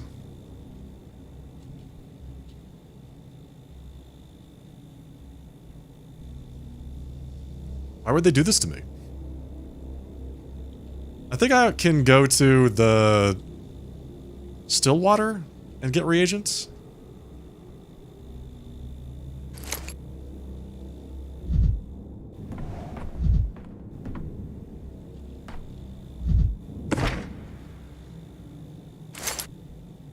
I have so much morphine on me now. I am loaded. Stop staring at me. Pushover.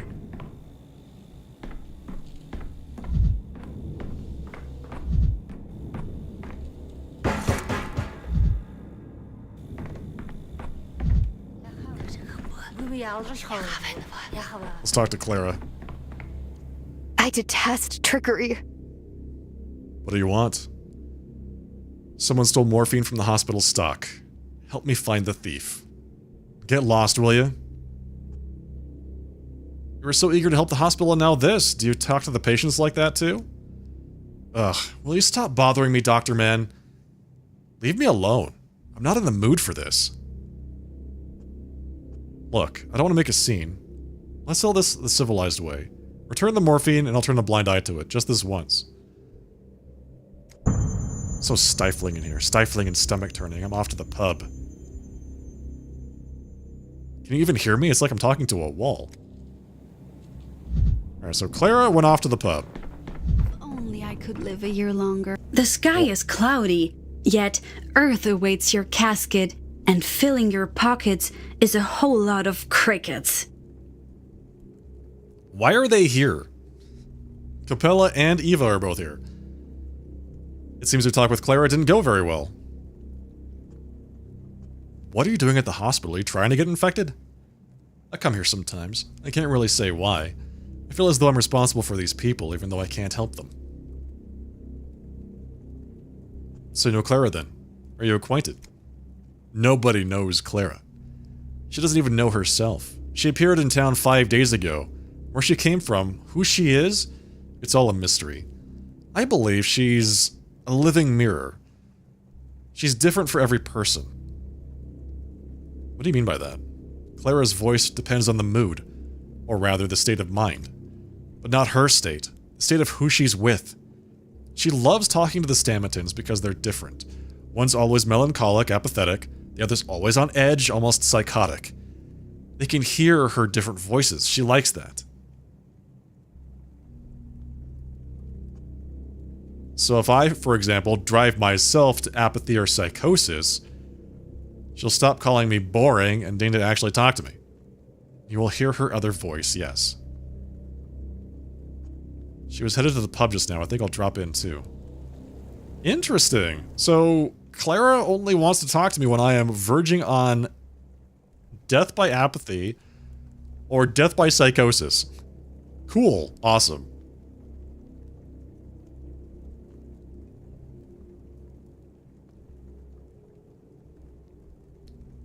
Not great. Not good. Alright. Eva. Last night I saw a violet star. I'd never seen one before. Someone brought a note for you to the still water, but you weren't there. I promised to deliver it. But I couldn't resist reading it myself. Who brought it? An herb bride. I normally wouldn't have snooped, but she was acting so strangely, so I glanced at it. And it really does seem to be a matter of life and death, and Barack is involved. Must be very important if you decide to deliver it personally. Note from Herb Bride. You don't know me, but that's not important. My sister Nara is in grave danger. This danger has a name. Artemi Barack. Rumor has it he killed his father. He's a killer, a hollowed man. You're my only hope. Please don't reject my plea. Meet me at the water tower and the step. Okay, but we know that he didn't kill his father. Right? Or at least, we've decided to stick with him. When people accuse him of that. Meet at the step behind the still water. Interesting. There's a water tower behind the still water.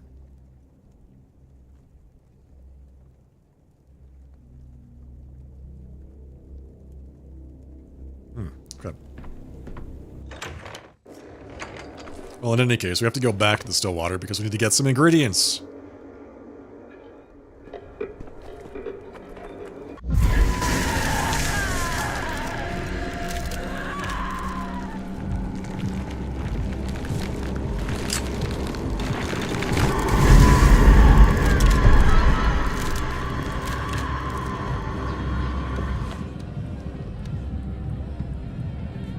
Oh man, that freaks me out every time. Every time.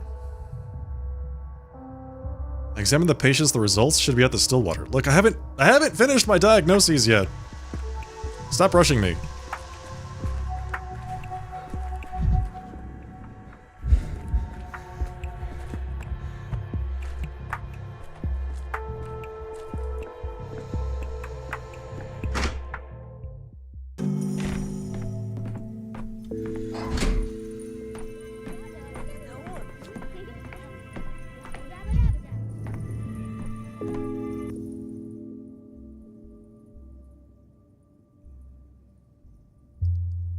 Number 33 reporting. I brought the reports on today's patients. Thank you. I haven't finished that yet. You can check the personal files to see whose diagnosis was missed. Yes, I know that. Thank you. Do you have any reagents, by any chance? If not, I don't know how to get some. Like, can I make it? Reagents. Looks like, yeah, maybe I can make it. It doesn't tell you what the actual, like, ingredients are. I think it's this and this.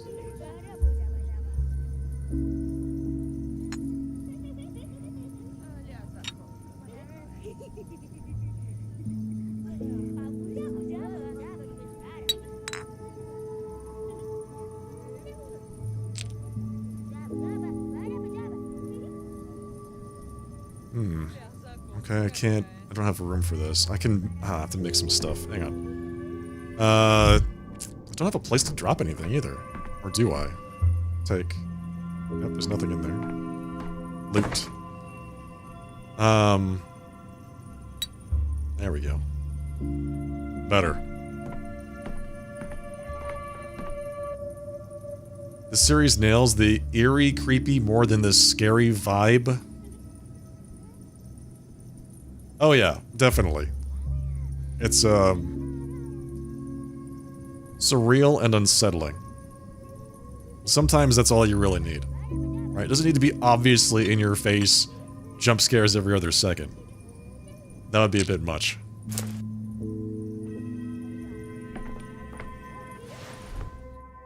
This, that, right? Reagents. Crafted.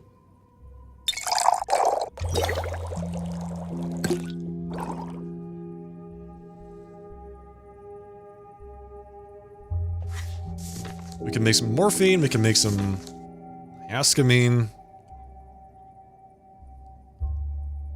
Alkaloid extracted from henbane. Speeds up the heart rate, disrupts memory, provokes fits of rage, immensely invigorating. Why does this require 3 things?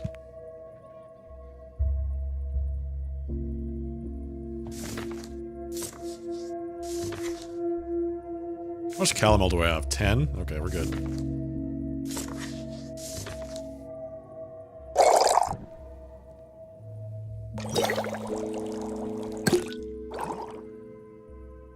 Immensely invigorating, it says, and it's only 23.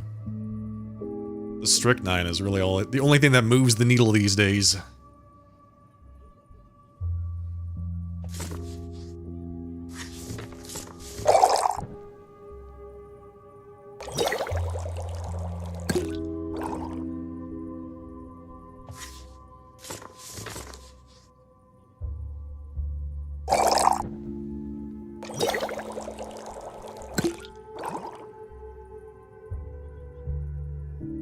I have so much morphine. Oh my god.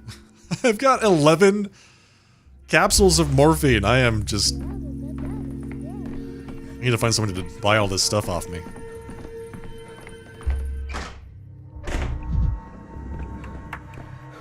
Morphin' out. Keep quiet in the library.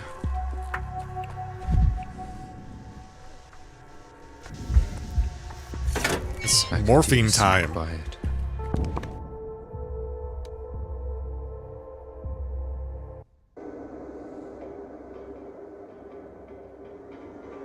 So I think that's the... I think I can see the water tower that person was talking about. Someone's toying with me.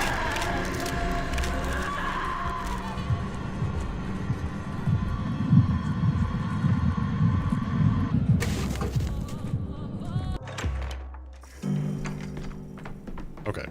Let's go deal with this guy's sample.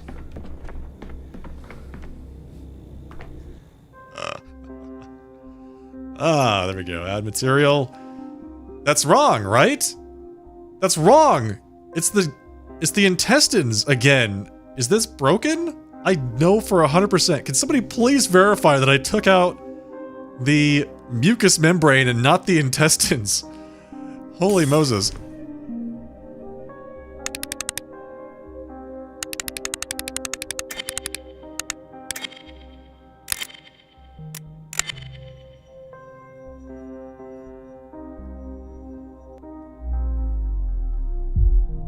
Organ is affected. Pathogen has been found.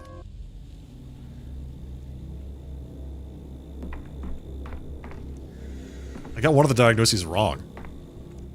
By the way. I can see already that there's like an X in the bottom left-hand corner. Okay. Open casebook.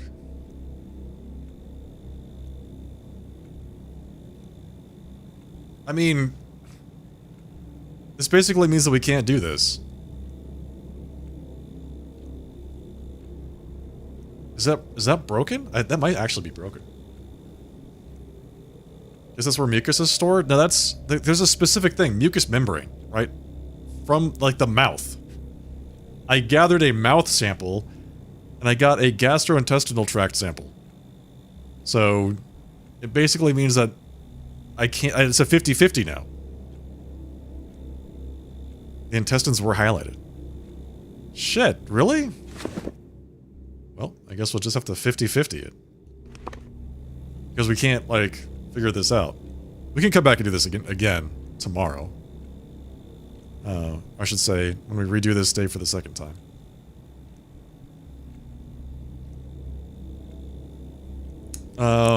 Let's see, what is this?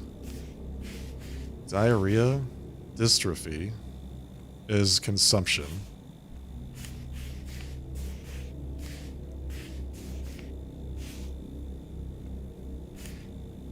Okay, so it has to be consumption. He has consumption.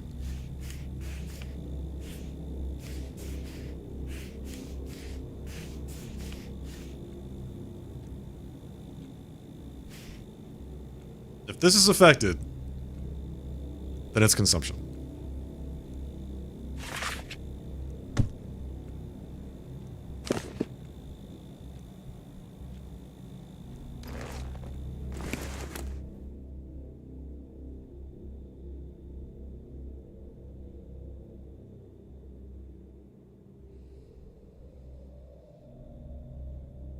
Okay. So we know we know we got one of these incorrect. Results would be delivered directly to the still water after 6 in the evening. The question is, which one did we get incorrect? It goes from left to right, so it might be that we got, like, I'm pretty sure we got the Twirene one right, but I'm really surprised if the stone skin disease or whatever is incorrect for the other guy. Well, what's next? Herb Bride wants to talk to me here. We can go talk to Victor Kane. That should be pretty easy to knock out. It's already almost 6 o'clock. There's a lot of stuff to do already. Is that a cat? What is that? It's a grinder. Why is a meat grinder here? Good question.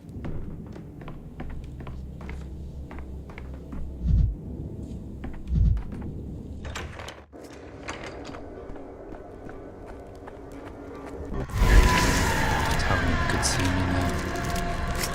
He wouldn't have to resort to slaying.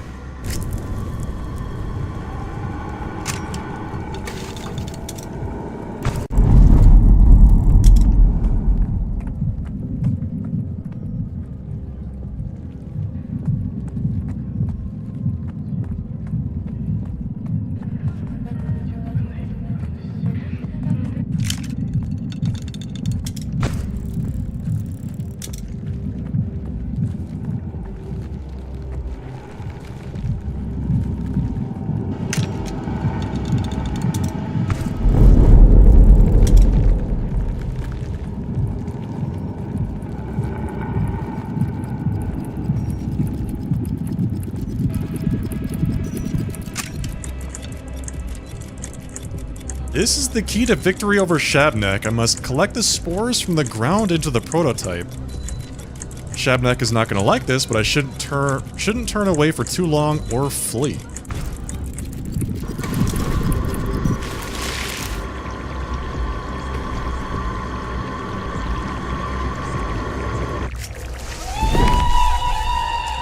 Shabnak did not like that.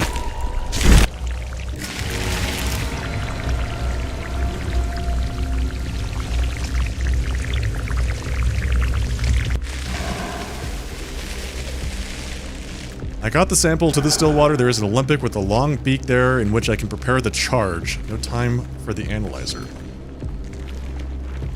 What did I just do?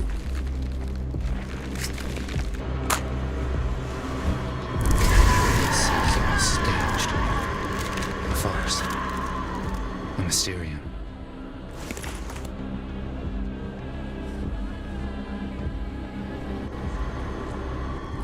We need to get out of here. Where am I going?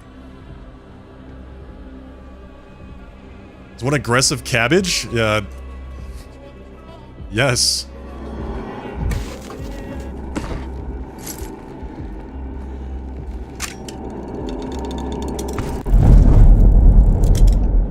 It's, no. A little bit past its prime.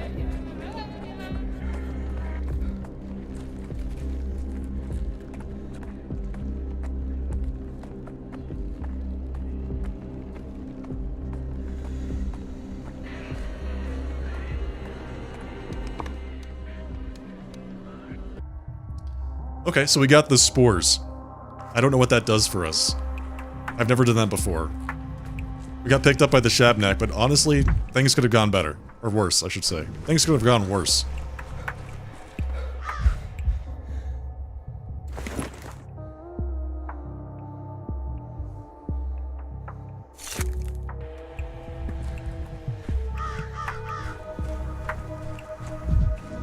Let's go talk to Victor and see how he's doing.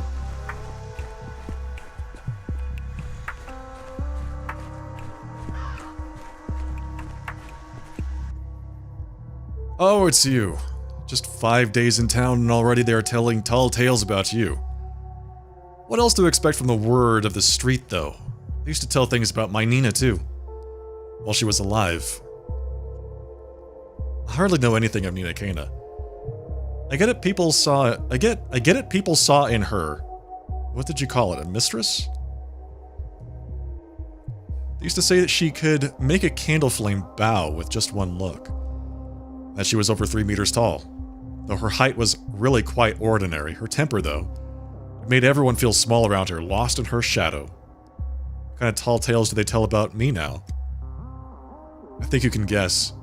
They call you a tyrant, say you're the one who's infected the town. That you issue draconian decrees trying to kill as many people as possible. That you're a sadist. That you like to watch people suffer.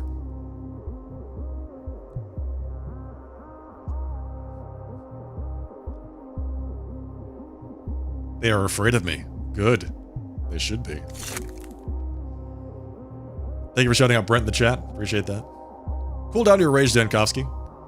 That's how it has to be. People don't invent tales out of spite. They do it out of helplessness. Power is only enjoyable in books. In real life, power is a burden, a yoke, a sacrifice. That's what heroism is all about, isn't it? Sacrificing and not expecting gratitude. I guess that's true. Exactly. You could have dodged taking power in town. You and I both know this. Were it not for your draconian decrees, your efforts, the town would be standing on the brink of extinction by now. I'm grateful to you for that. Thank you, I needed to hear that. This doesn't mean I condone your methods, though. Perhaps I think you're too harsh myself. Your son told me there was a trapdoor in every word the Canes say. Casper? He's repeating after Simon. But I've never shared that thought myself. Compared to Simon and Georgie, I'm a down-to-earth man. My head's not in the higher realms, and I talk to you openly. That's what I like about you. With you, I can discuss earthly matters. You know a lot more than me of everything that has to do with the anti-plague measures. I recognize that. I might have been as cruel as you were I in your place. I might have been even worse. Thankfully, you're the one who has to choose between cruelties, not me. Dolcia non novit, qui non gustavit amara. Sympathy. Truly the Canes are a family worthy of friendship. Despite some eccentricity, they're excellent conversationalists. It's just like, okay, great. I guess we're just chit-chatting away with the Canes now because we like them. Hang out with them. So, good.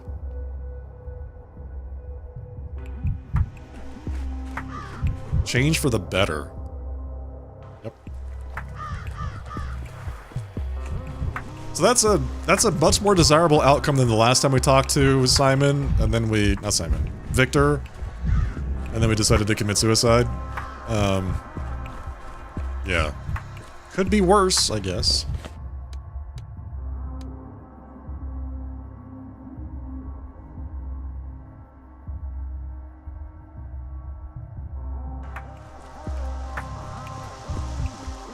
Okay, we're gonna have to redo the day at least one more time, so might as well just make it official. We missed one of the diagnoses. And I do blame chat.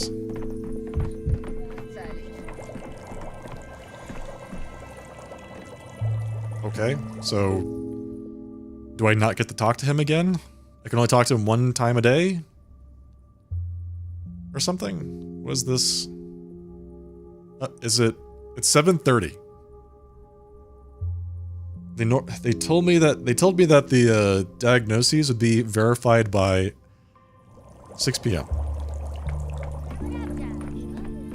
So I don't know why I can only talk to him once. Apparently.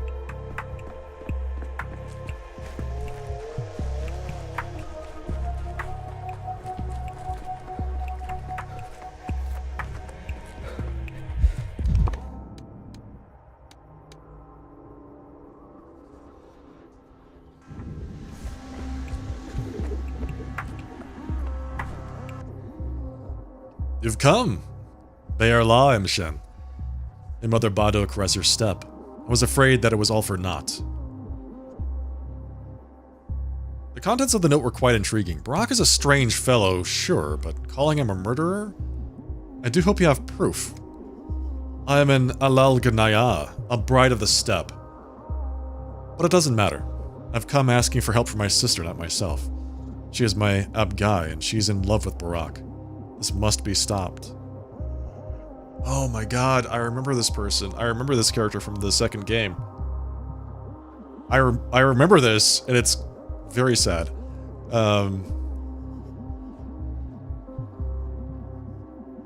What's wrong with being in love? It's a wonderful feeling.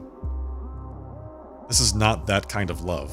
Her love is a Bohir love, a Mu love, an Ubshe love. Her love is a noose that must be broken. Why come to me? Nara's life is in danger. I see it. She's tied herself to Barak too tightly.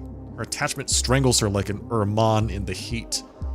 An Ubsha love must be broken, healed, or it's Antarna.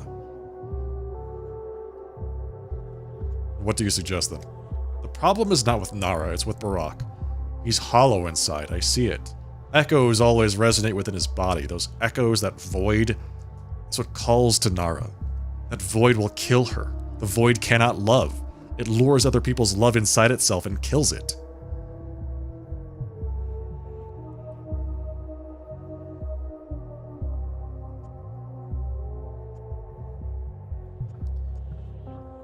When I saw the word hollowed in your notes, I thought you'd misspelled hallowed. Apparently you think he's literally hollow. Barak knows the lines. He can plunge his hands into a body, a living body, a dead body. That's his gift and his curse. He knows the lines. But he does not know limits. He is unable to say no to himself. And neither will Nara be able to say no to him. Don't you see? Isn't Barak... is Isidore Barak is dead? This is his son, Artemi Barak. The protagonist of the second game.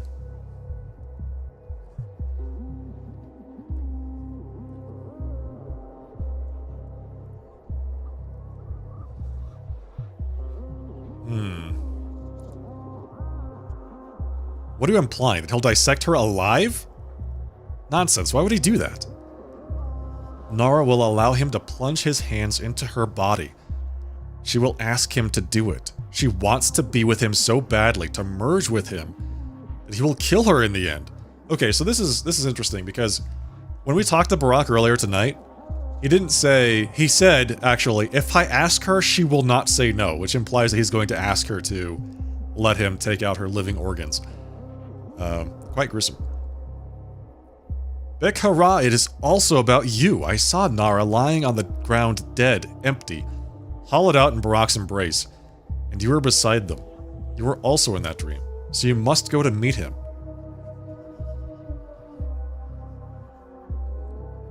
Where could he go? I don't know where he is, but I know where to find her. Go to the Bone Steak lot. Talk to her. You'll see that Barack is her disease. Don't let him plunge his hands into her body. I hope it's not too late. And we got huge mania! Oh my god! We're so sick! Local dancer fears for her friend. She is in danger because of Barack, allegedly. She's way over there. Nara's life is at stake here. That's why they make you so manic. How the hell do I get out of here? So you have the movement speed buff. But first, a quick stop by the Olympic. We have to get to her fast, but... nothing stops progress.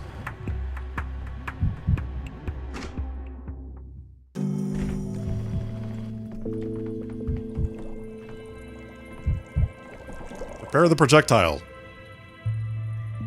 I've collected a sample from the plague's focus. I'll inspect it with my special lab equipment. Then I'll make a special mixture from it. This is my weapon. Better than a gun. Perhaps I can clear out the focus of infection.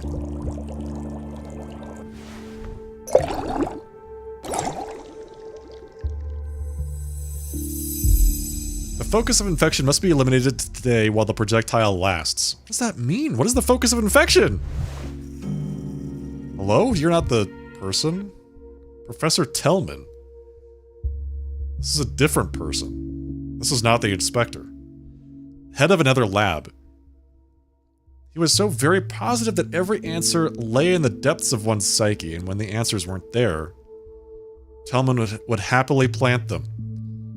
It would have been unforgivably stupid on its own, but even worse was the fact that I called him friend, and he summoned the commission on me, the rat. So the plague appeared to you in the form of an enraged woman? That's telling. Could you briefly describe the nature of your relationship with your mother, Dankowski? Alright, good night, Golian. Have a good one, I'll see you next time, alright? Get some rest. Where is the inspector? It was determined during the investigation that you need a psychiatric evaluation, so you can form a psychological profile. I agreed to draw it up, because it's better if it's someone you know, less outcry that way. So you're here to officially declare me insane? Not in the slightest. Firstly, it isn't true, and secondly, even if it were true, I'm not sure I'd be allowed to declare you as such. Insanity, you see, absolves one of responsibility. I'm not telling you anything about my mother or my father, and certainly not about the topic you're so interested in. You will inevitably do so, but I can work with a story told in hands too. Let's approach this from a different angle. You collect a sample of some dirt from the ground in a plague-ridden district. You take it to analyze it. It all seems perfectly logical so far, but then... the analysis showed that the soil sample contained unusual cells, which I believe belonged to the sand plague. They were alive, but in a dormant state. To put it in layman's terms, they were asleep. So it truly was a sample of the plague, a decisive step toward a vaccine. I managed to activate the cells using stimulants and topical irritants. The result was a plague sample, but an unstable and extremely dangerous one. I could not administer such a thing to a patient. It wasn't weakened like in a vaccine. It would have killed them outright. But you could still observe the cell's behavior. I noticed something curious. In the laboratory environment, the plague cells resorted to autophagy? Autophagy? In other words, they began devouring each other.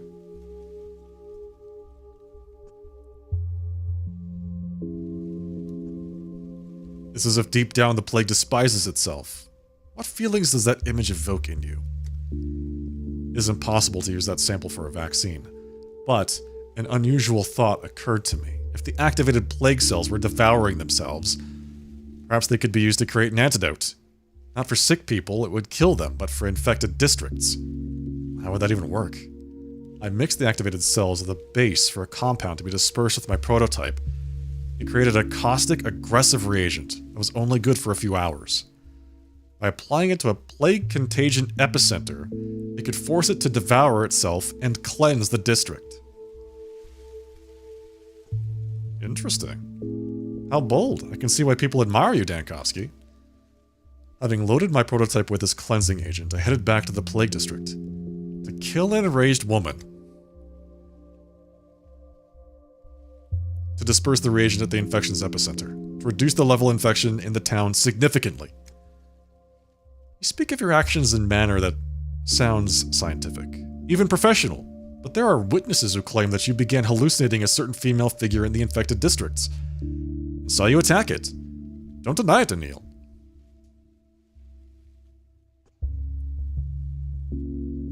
A local myth describes the plague as a step golem that supposedly pretends to be a woman. I simply adopted the imagery. You know, canonical killers, people in a manic state, have a certain behavioral pattern. They strive to kill bad people. Often women, often marginalized, in order to cleanse the city.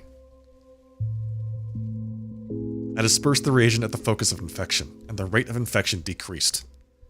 It's also been noted that on the very first day after your arrival, the town was gripped by mass psychosis. The townspeople were killing stepwomen because they thought there was a murderous golem among them. Do you think this psychosis could have affected you as well? I don't remember anything of the sort on the first day. And I just want you to realize, Daniil, why you're sitting here, why I wrote that note about you. You are a danger to yourself and others. You are driven by hallucinatory manias. It's not a sin, but you must acknowledge that you are not of sound mind. Only then can the healing begin. And by healing, you mean electroshock, right? I sincerely hope that when you released toxic gas, what you thought was a woman, it truly was just a cloud of plague cells. Stay strong, Dankovsky. We will overcome all of this together. No, I will, and I'll make you pay. Okay, so now we have the thing. How do I use it? How do I use it? Is it just like... now it can disperse the Shabnak? If I do that? Is that how that works? I have no idea.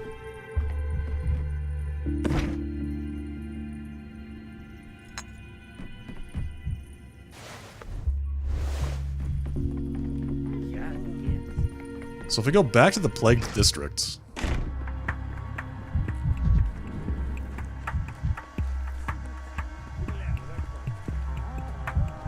then we look for the Shabnak, or at least let the Shabnak come to us. And then I use the thing on the Shabnak. Does that cleanse the district? That's what it implies. Now I need to find Shabnak. Once I find her, I must prepare the projectile to fire the projectile. R1 to prepare, R2 to fire. Hit the plague with it and reduce the infection. I only have one attempt. Shabnak is unpredictable and I only have one attempt. Before taking a shot, I should immobilize it with a bonfire or the prototype. So we have to find it first. Who are you, Scarecrow? Masked actor, perhaps?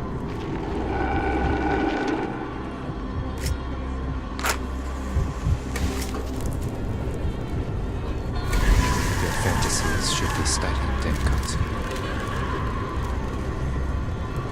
Prototype projectile mode. You've subdued her for today. The town is recovering from the plague. She awaits you on other days. She will be stronger. Why did you not tell me that before? Does that mean... okay, so... I've reduced the plague today, Now she's gonna come back later and be stronger, and... okay, great. So, is that a good thing, or did I just mess everything up?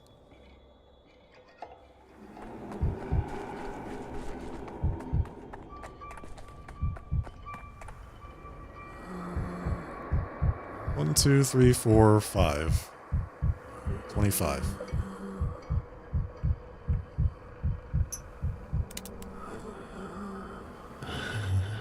Why did it look like she was shagging the bonfire? She gets, like, CC'd by the bonfire. Whenever there's a bonfire, she has to, like, stop. It like... puts her in place for a little bit.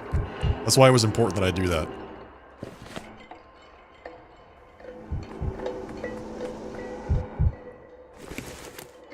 So she doesn't move around and I don't miss.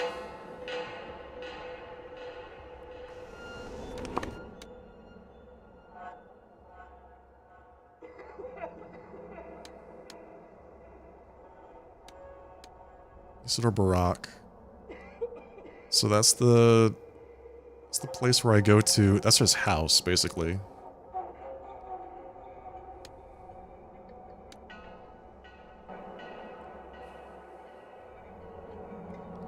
So so what I'm getting is that the what I just did means that she's no longer going to chase me today. That's my takeaway there.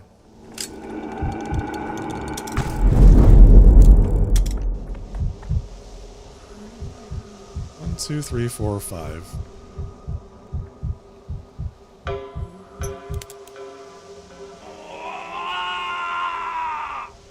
Whoops. Sorry.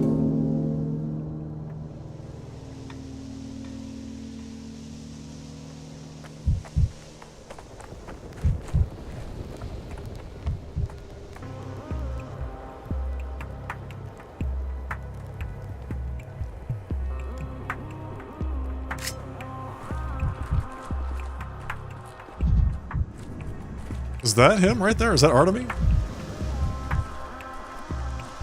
Oh, who is this? Look at him squirm. Thought you were clever, huh? Told you I'd catch you, didn't I? Let me go! Ow! Let me go! Help! Quit thrashing, you cur. You're not getting out. I warned you, didn't I? I said I'd put you in a cage, didn't I? So you keep still now. What happened? I'll tell you what happened. We got orders to put up wooden scarecrows around the town. I started my watch this morning. I saw this little scoundrel. Let me go, it hurts. I saw this urchin right here set fire to our scarecrows. Gave him a talking to and left it at that. Quit squirming. I tried talking to you, didn't I? So there I was, standing watch, and I saw the little ragamuffin come back and set them on fire again. Why are you setting fire to the scarecrows, you little vandal? My mother's gotten sick. It's really bad. What have our scarecrows got to do with that? Are you a complete dimwit? Fire kicks the plague out, so I heard. They say there's no plague where there's lots of fire. I'm fighting the plague. The plague really does fear fire, but I'm afraid burning scarecrows won't help. No one will help her either. Only I can. She'll die if I can't help her. I can help. I'm a doctor. Yeah, and I'm a step jerboa. I've seen what you do to sick people in their homes. You burn them alive. I'm not giving you my mother. Nobody's burning people alive.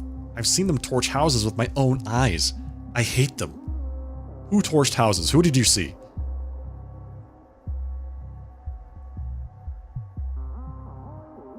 Alright, let the kid go. Home or off the face of the earth, it's up to him. Don't you realize? As soon as he pops around the corner, he'll set fire to property again.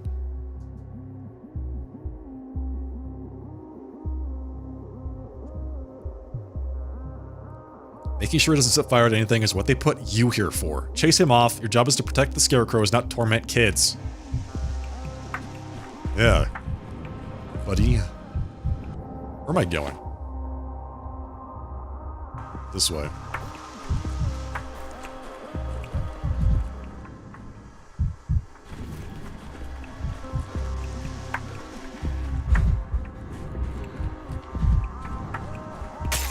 Optics, vision. They're answer is in mirrors. Looks like we're a little bit late. You don't know what you've got until it's gone. Physician, how did you know I was here? Never mind, I brought you live tissue. Hurry, we don't have much time. Nara, I'm too late.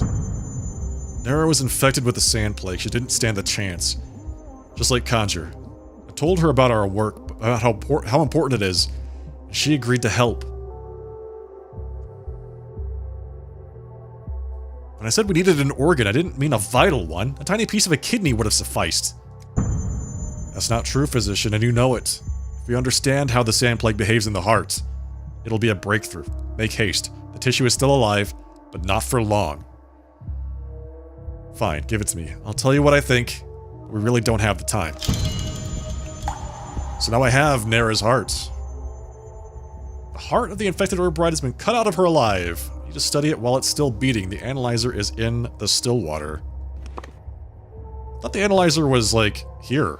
That's the whole reason I have that guy following me around.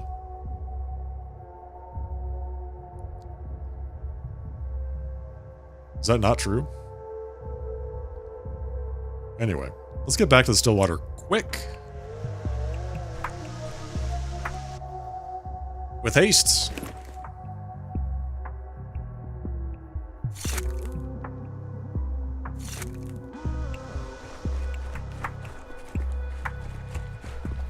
While it's still beating.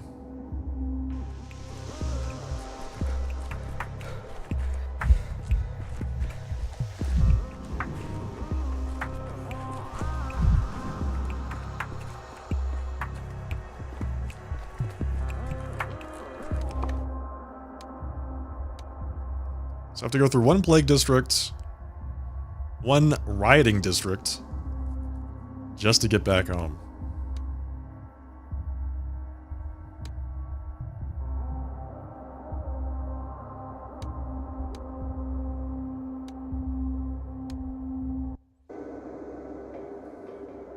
At least I don't have to be chased by the Shabnak.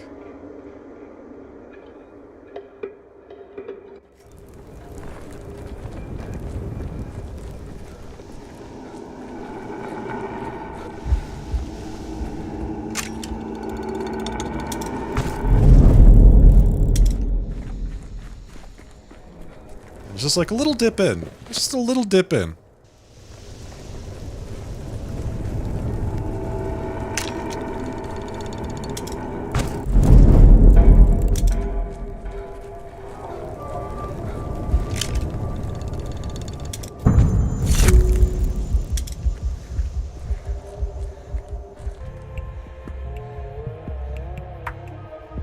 Oh, that's right. If I make it through one district, then I have a free passage to wherever I'm going. Which is nice. It means I don't have to do more than one every time I go anywhere. What time is it? Past midnight.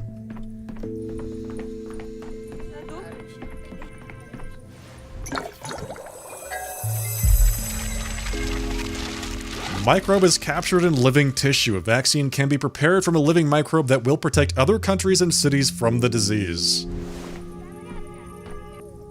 Dabba dabba da. The sinister microbe that turns human blood into a boiling brew has been finally caught. Yes, a sacrifice had to be made, but what is this doomed victim compared to the perfect discovery? So that's really interesting because, like, yes, Barack had to, like, kill somebody, but she was... So, herb brides don't die when they're infected with the plague. That's the whole lore behind them, is that they just don't die from it. Except that other one that did, obviously died, so I don't know what the deal is with that. Anyway, we have, like, the perfect thing here. Barack did a horrible thing, but I feel like I couldn't stop him. Didn't get to him in time. Anyway, we'll see how that goes. I'm interested to see how that affects, like, later aspects of the game. If you don't save her in time, and you take the heart, and you inspect it, and now you can save everybody, it seems like. The perfect discovery is how it's described here. So, interesting to see how that works out. It's already 1:30, so the day ends at 2 a.m. We should probably reset and do this again. I don't know which of these I got wrong, but I am almost positive I got that one correct. We'll see. Maybe it'll tell me. I can only talk to this guy once a day.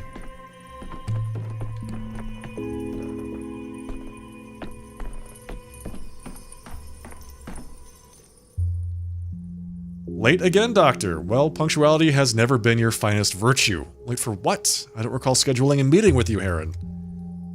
Whatever you say. After all, you're my superior. I came to discuss a certain inconvenience. Perhaps you've noticed the still water has grown uncomfortably crowded. I have. It seems you've decided to gather the strangest possible people in the emergency command. There's a constant stream of supplicants and assistants all circling for your notice, and getting none from dawn to dusk. That, beatific girl. What are you getting at? Unlike you, I'm not a doctor, but I still understand that the sand pest spreads easily. To collect so many possible carriers under one roof is a foolish strategy. Assuming it even is a strategy and not mere chaos. During an epidemic, wouldn't people be better off keeping their distance from one another? Oh, that's the command. Those are the people down there are working for the emergency command. So what do you propose? We can't send the command away, we have work to do. What I propose is, how should I put it? A reduction in density. Don't stand as close to me as you are now, and don't permit anyone else to stand so close to you either. The disease spreads through contact.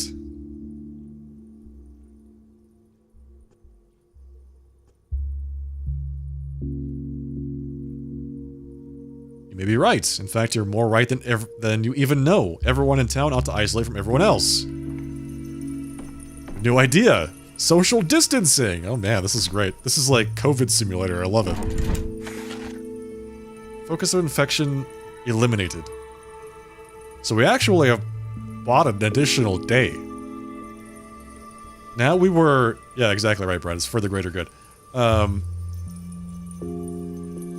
Previously... we had only access up to day 6, but now we have access up to day 7.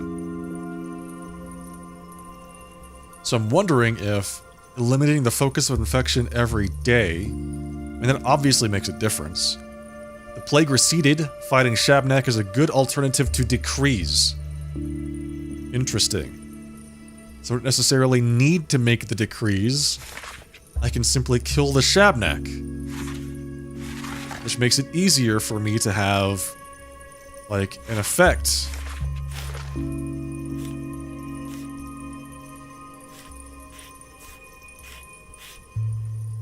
Prohibit dying. Just don't die. No dying. I like how it's called denial. Just, yeah, this isn't happening. Nothing's going on here. Minus 10 contagion, plus 5 unrests. Protection from Shabnak. Stopping time.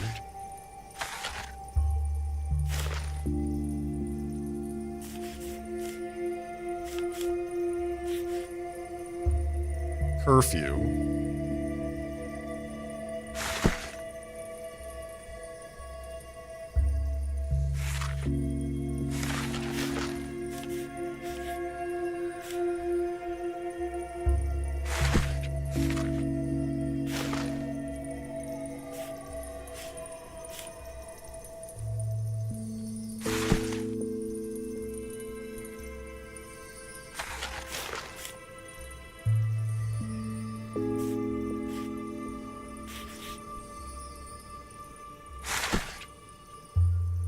Okay, so we definitely need to make a difference between today and day 7. We have to get the vaccine done for today. We have to. Otherwise, this is just not going to work out. So let's go ahead and do that. Decree is done. Hello, Eva. Let's do this day one more time.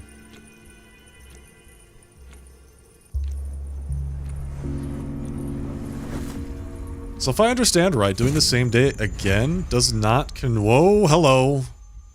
Does not consume amalgam. Seraphima. Chief, thank God you're alright. They wouldn't let us see you for so long. Suspect Daniil Denkoski, bachelor. You have 2 minutes to talk. Do you know this woman? Of course you did. Why did you bring her here? I'm the only defendant in this case. They didn't bring me here, Chief. They let me see you because I demanded it myself. And they agreed, just like that? It's a trap, Seraphima. You just up and disappeared. I heard they brought you in for a chat. Do you even understand how long this chat has been going on for? I've filed complaints with a couple of offices, but of course, that went nowhere. So I've come to see you myself, and I won't leave until I'm certain you are being treated properly.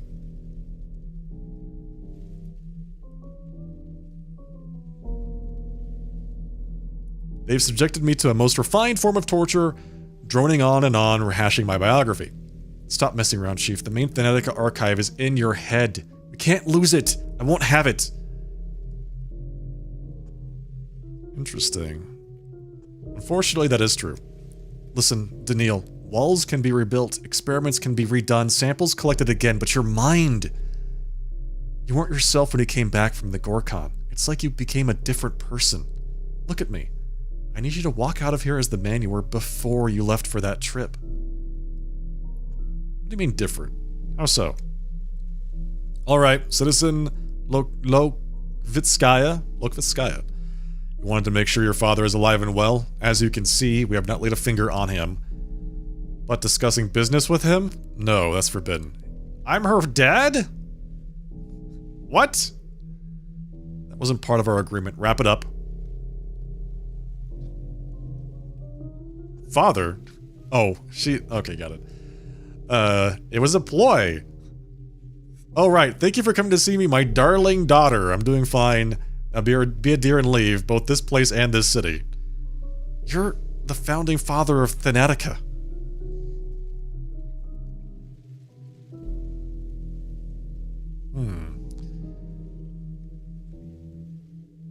They've accused me of failing to save the town, but my real crime is wanting to disrupt the order of things. Somehow the powers that be really need people to keep dying.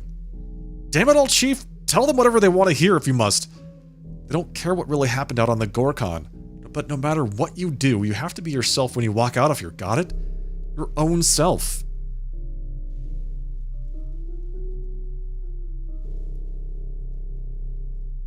You are worried about me personally. Please don't be. I'll make it out. Daniil had something happen to him. Interesting. Day 5. Why am I on day 6? Did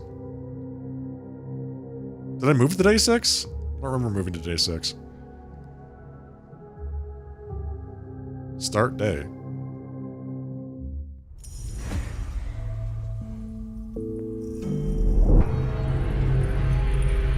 Which is not the end yet. This is it. Okay, I did not want to do this. I wanted to go back and do day 5 again.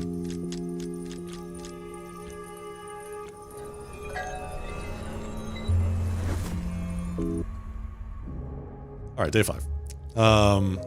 Cool. So we didn't get one of the diagnoses correct. We don't know which one. They don't tell you.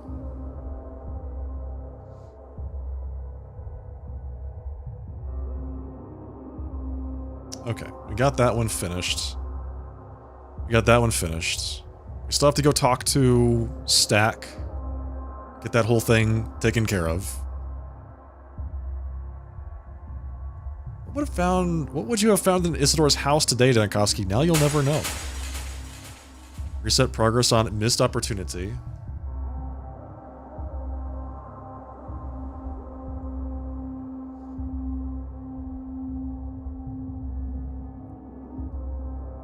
Okay, I think it's one of these two. I'm pretty sure I got this right, and I'm pretty sure I got that right. But I don't know. Again, there's no way to tell. It was the second... It was the leftmost one that I got wrong. So... It might have been Octay, but we'll see. I don't want to redo them all. Change for the better. Building connections. Alright, the Canes. Working with the guy from Lana's place. Start the day.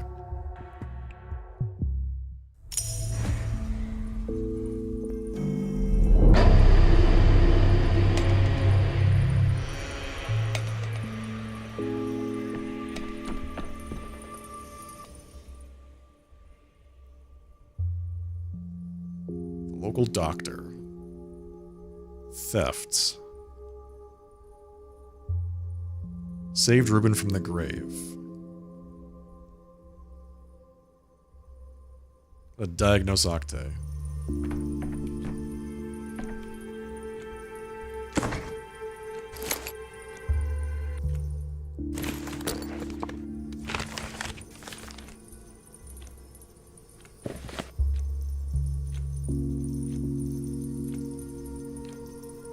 Okay.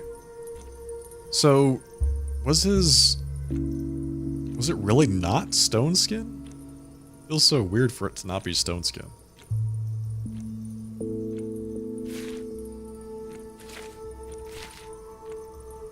This was the wrong one.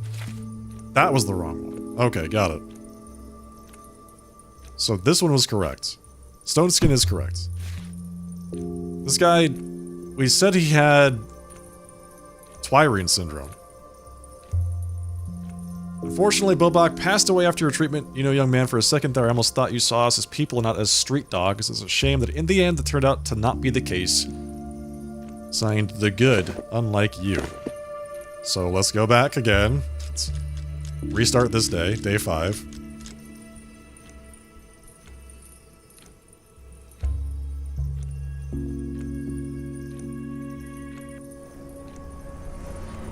Alright, Bobak.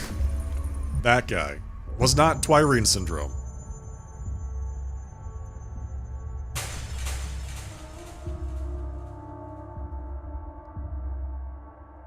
What else did I change? This.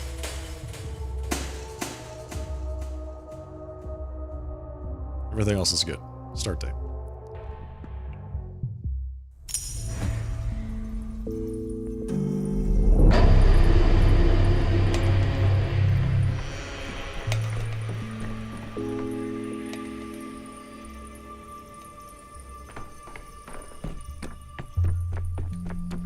So I slew the Shabnak? Does that mean that, it stays gone for today? I don't have to do that again?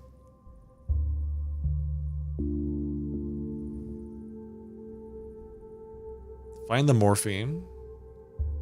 Yep. Re-diagnose. Octay is not going to turn into an Odong. Oh no.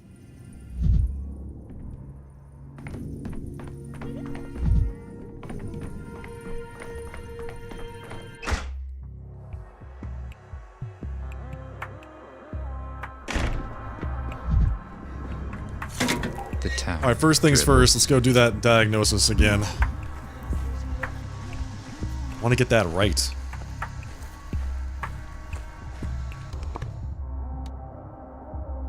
Oh, now the area is rioting.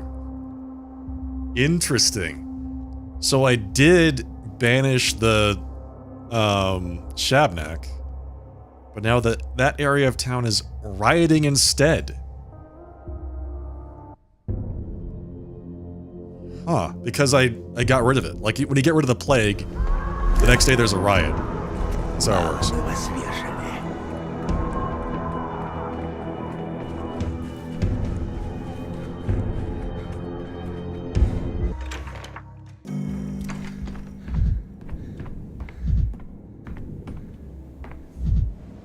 Little Artemy. Shh! Stop squirming! Everything's alright now. Someone stole morphine from the hospital stock. If I say I suspect you, maybe to inject patience and tell them it was you who'd taken their pain away. Why do you need it? Not in the mood. Morphine theft is a serious crime. Stifling in here. Alright, so she went to the pub. I have to go interact with her when we're either manic or depressed. One of the two. Okay. So we did not get this guy's diagnosis correct. Let's do another inspection.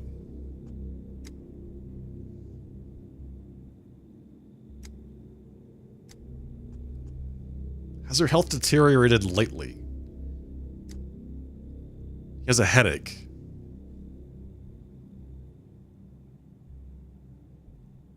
I shake, I get feverish, but I gather it'll pass soon enough like it always does. Could your head be pounding because of the drinking? Okay, so it's not Twirine syndrome.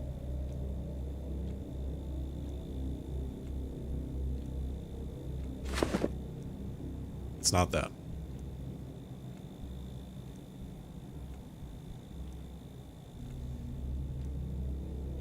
So he has headaches. Shaking? Where would that be? Loss of coordination? Yeah.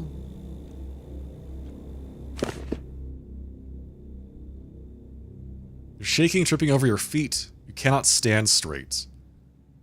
There's a loss of coordination. How's a man supposed to get warm in the streets? That's what spirits are for, okay.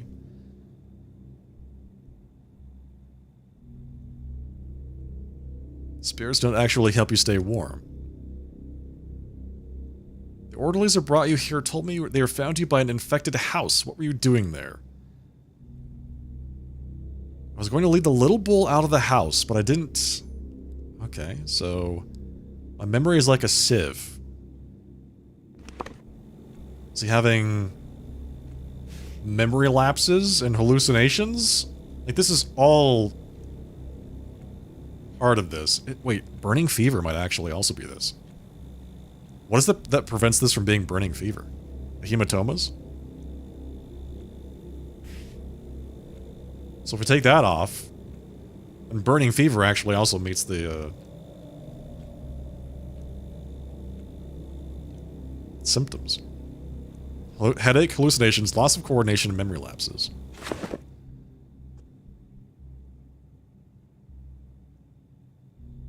Who keeps cattle inside their home?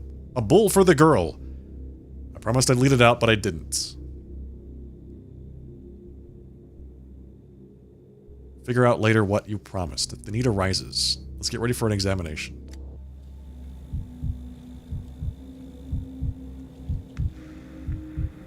Abrasions on the skin. So he says that all of his, like,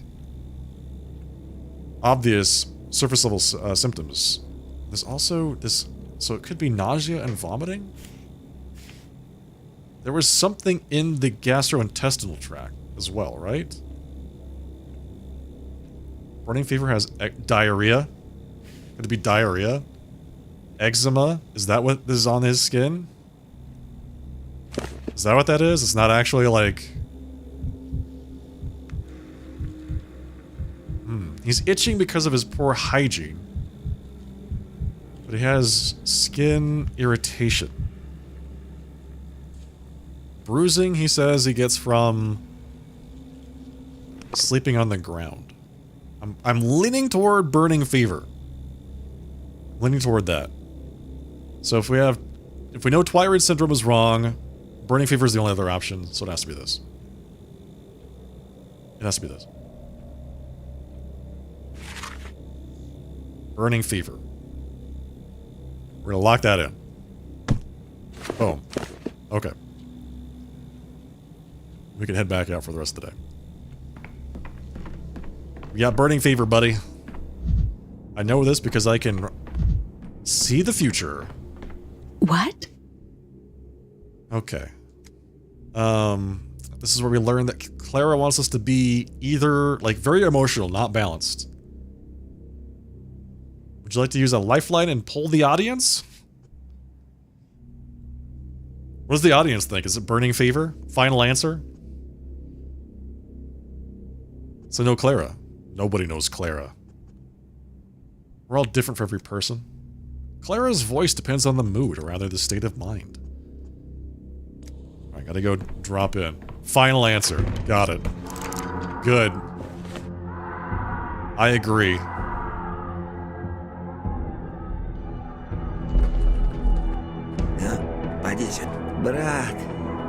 Stick him up. Get on your knees. Forgot to loot the clock. Oops. It's fine. Everything's fine.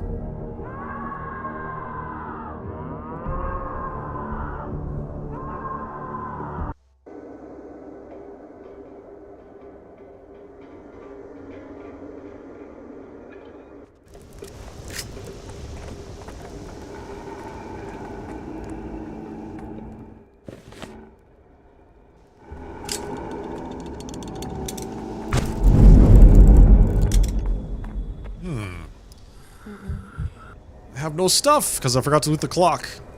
It's fine.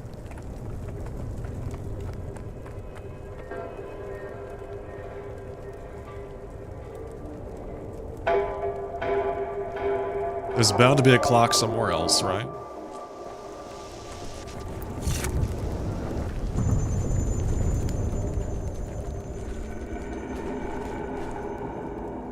Where am I going?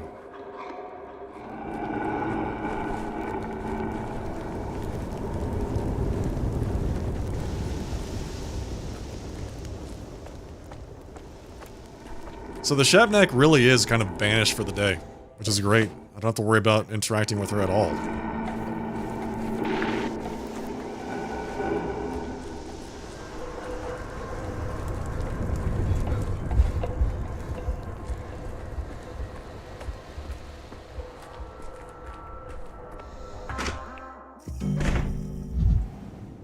Okay, so there's Maria. We already talked to Maria. First time we came through here and did this. The Shabnak was your favorite character? Oh, that's right. She was your clay demon monster girlfriend. I forgot about that.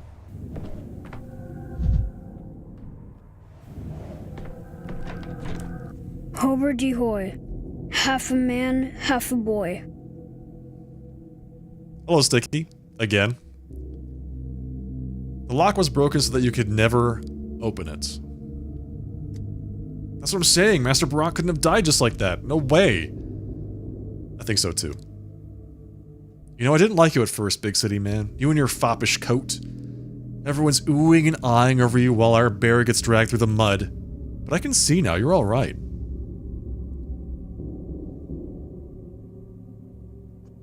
Good luck. Still, I advise you not to investigate Istor's death alone. His son is certainly interested in learning the truth.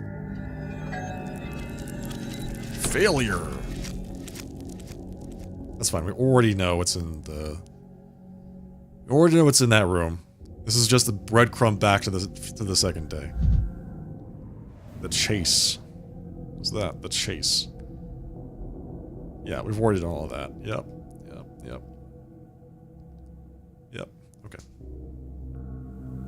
What's this? Changeling only communicates with those on her wavelength.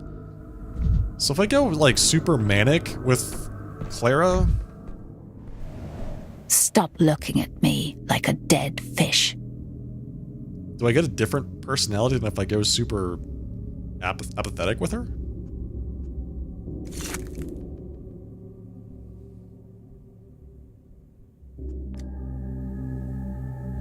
I wonder. So many people here. Why are they here all of a sudden? That's so weird.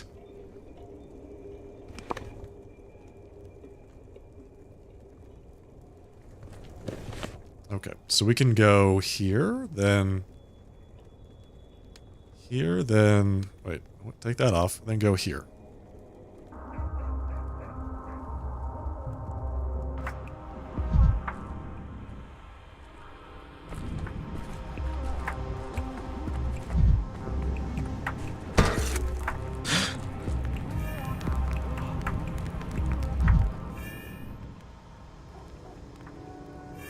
Oh, this is the bar.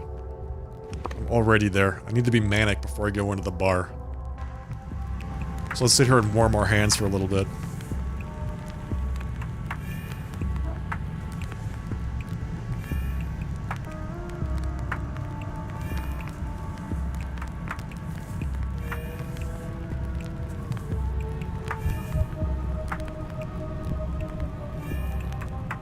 So how manic do I need to be exactly before she talks to me?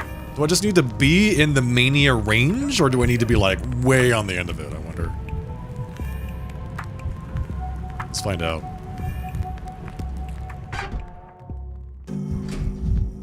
There's a clock.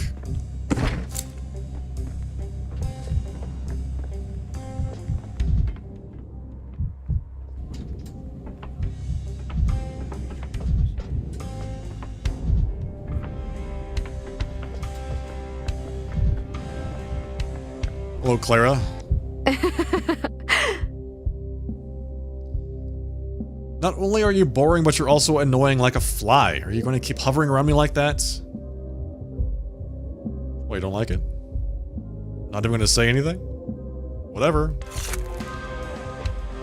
Now I'm super manic. He's looking after you from above. Protecting, perhaps, or preparing. Why are you looking at me like that? There we go. I don't get a bite. different one. I'm so sick of you shadowing me everywhere like some maniac. We have a missing morphine problem, and I need to find the man who stole it. Or the woman. All this uproar over a couple of stupid morphine vials. I took them, okay? It was me. You're owning up to it just like that? Why not? I'm in a good mood. And perhaps you might tell me why you needed it. I didn't take it for myself. I took it from Mama, and I gave it to her. Saburova, then. She asked you to steal it and you agreed? Just like that? What if she asks you to kill someone? You try living with her a while. When she starts whining and pleading, it's easier to just get her what she wants than to explain why she can't have it. Easier to fetch her morphine than to listen to her moan about her pain and suffering. Don't you have the gift of healing? Cure her with a laying on of hands and that's that. Problem solved. Or does laying on hands not quite do the trick? What gives? She's weak. She doesn't believe in me. When she feels good, she does, but as soon as she's in pain, she starts whining for her morphine. I had to steal it just so I wouldn't have to listen to her moaning. Where's she now? Home at the Rod? Just a bit ago, I could hear her moaning from all the way over here. She's quiet now. The morphine must have helped. I'm going to have to suspend you from the hospital. Theft is unacceptable. Well, we found the culprit. Clara stole the morphine, and now Katerina Saburova is abusing it. She's abusing the morphine. I am so speedy! Oh my god! The world is abuzz with mania. Alright, a couple things. We need to do some morphine ourselves. Why would and it then heal. Why does everyone come to gawk at me? Why, look who's here. The one and only Bachelor Dankovsky has deigned to honor, nay bless us, with his presence. But this structure is miraculous. Please don't shout. I have a There'll never migraine be as it another is. thing like it. That's because you're a slow drinker. Too slow. I'm way ahead of you. Do you know Clara? Have you known her long? As long as I can remember. It's about 2 days. She's utterly mad, and I love her for it. I try to speak to her as little as possible. She's depressing. Come now, why would you say that? We were just here having a great time. She was telling her stories. I almost died laughing. Her stories make you want to hang yourself. There's a darkness to everything she says. That's because you have no sense of humor, and you're a slow drinker. Here, let me top you up. What stories did she tell? Well, she was telling me about her mother talking to a giant rat. I was picturing a rat in a hat and a raincoat. What a riot. I see nothing to laugh at. Clara wasn't trying to make you laugh. She was asking if there was a way to cure someone of an addiction. You're just very absent-minded. She was telling us about her mother worshipping a talking rat. So she was telling you two about Saburova, is that right? How could it be Saburova? The Saburovs have no children. Oh, wait, are you telling me Clara's her daughter? Such choice gossip going around town, and I'm out of the picture. Unacceptable. I don't think we should pry into the affairs of others. What do you mean we shouldn't? It's what I live for. It's what I opened the pub for. A pub is like a lightning rod for gossip, you know. So Saburova talks to rats now. Imagine that. Why are you lying? Clara didn't say anything about a rat. It sounds like you're talking about two different people. What? No, she's sitting right over there. We just talked to her. I'm still laughing. And I'm still in a daze.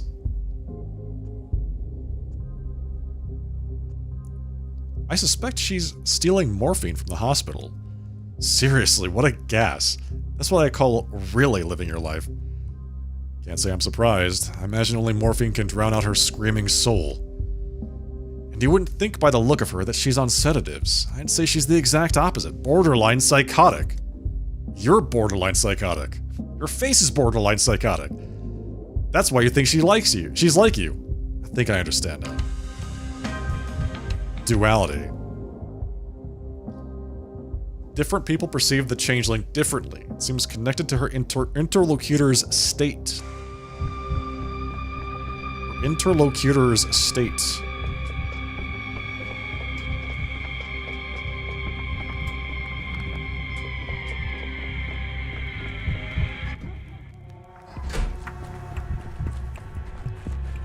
Let's get out of here. Got a blast.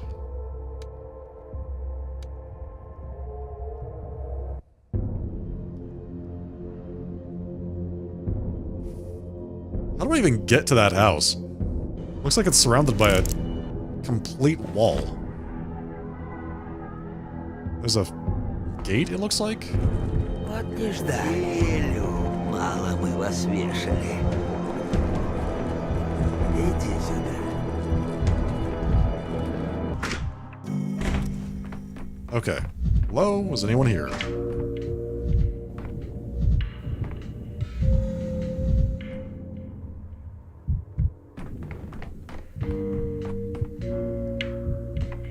This place is just empty?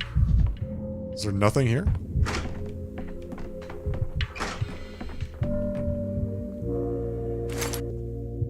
Katerina Saburova, leader of the Humbles cult, the last mistress of the town.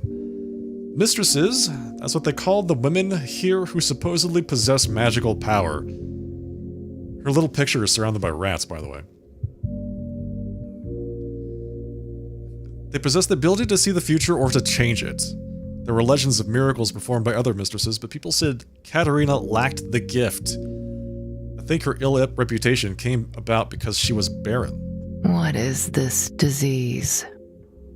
Well, are you done digging through other people's belongings? What is this, Katerina? How did you get a hold of morphine?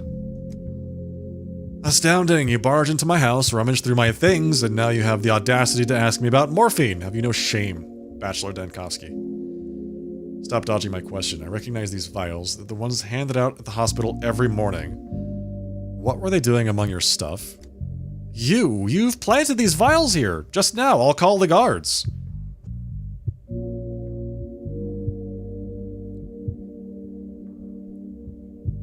No, I'm the one who'll call the guards. Then we'll know who planted what. What do you know of pain, Dankovsky? Answer me. What do you know of pain? I know addicts like to go on about it. They believe, wrongly, that no one else feels pain. The nerve. If only you could feel a fraction of the suffering that I'm going through. You're a doctor. You ought to be helping people, not making tawdry accusations.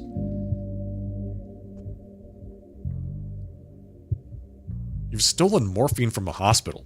You've stolen from the sick. How could you even conceive of such an idea?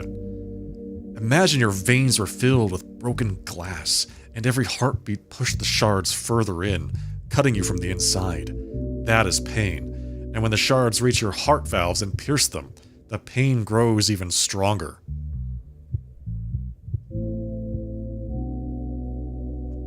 I don't care to lecture people. Your life is yours to ruin as you please. All I ask is that you don't steal from the hospital. We're running low on supplies as it is. That wasn't me. I didn't do it. I know. You used Clara. That doesn't make it better. Quite the contrary, in fact. No, it's not that. I did not want to steal, but he left me no choice. He made me, said Clara had access, that she was allowed in the hospital, said that she wouldn't refuse me. Who is he, your husband?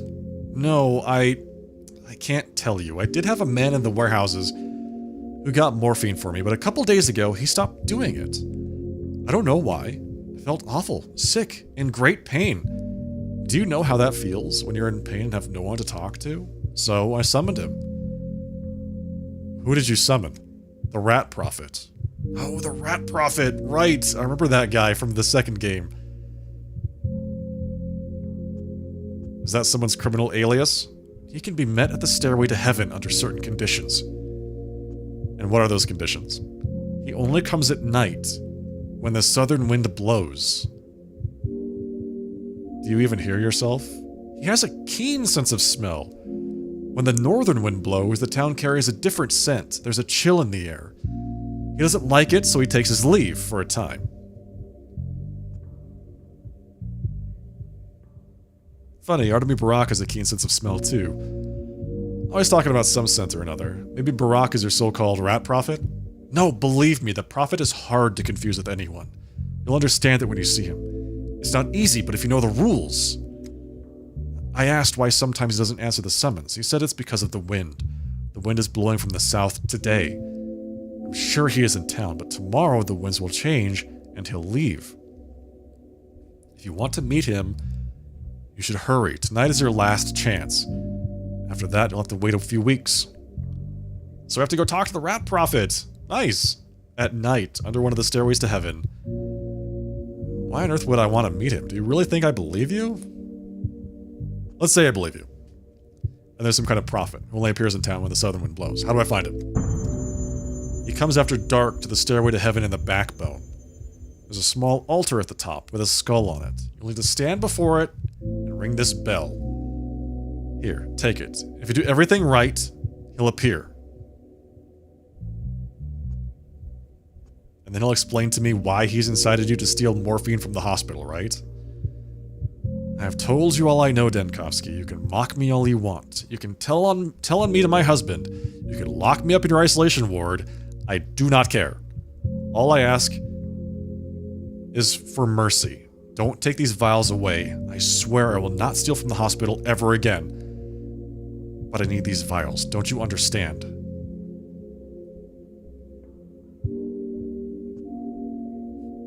Perhaps you should go to the hospital and choose the person that will suffer in your place. What are you suggesting? Have you no shame? I'd never. Have you no heart at all? Don't feel like taking responsibility for the pain of others? Have you no heart? Just leave. I'm tired. I wish you all the best. Thanks for the tale about the Rat Prophet. Might even try summoning him. Make no promises, though. So, let's see. We refuse to give Katerina more of her morphine. She is addicted. I must help her. Leaving her morphine is out of the question. Grief used to supply Katerina with morphine. According to Katerina, I can summon the Rat Prophet at the stairway to heaven with a bell.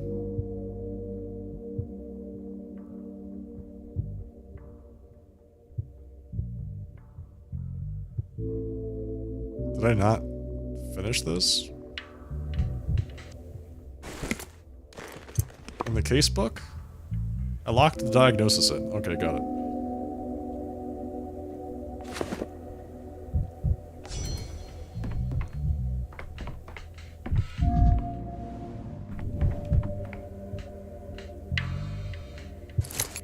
I'm just stealing the rest of your stuff, okay? Taking it all.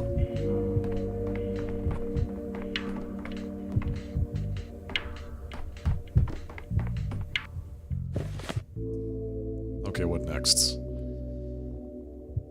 Okay, so there's where the Rat Prophet will show up tonight.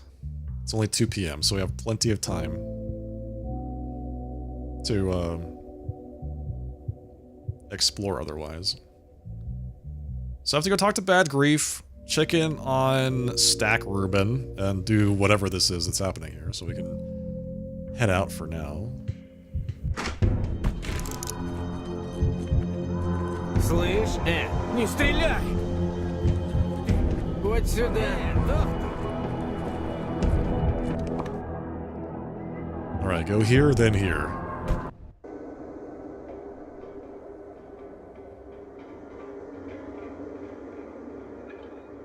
That whole northern part of town is completely screwed.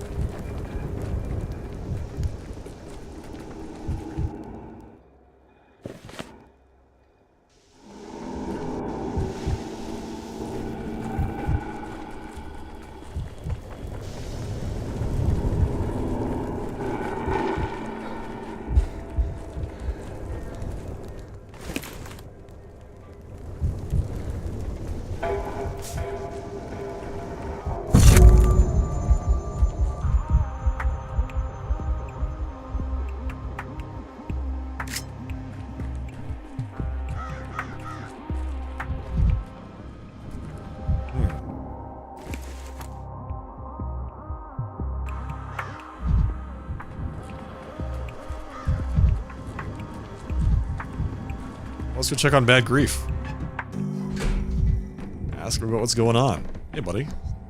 A fool's tongue is long enough to hang them. Don't hide your cheese, Brent. I'm only going to steal from that other lady, okay? Because she was stealing from me, alright? Did you steal from me? Did you take my cheese? Otherwise, I might just take it back. What do you want? A little bird told me there's a man at the warehouses who can help me get my hands on some morphine.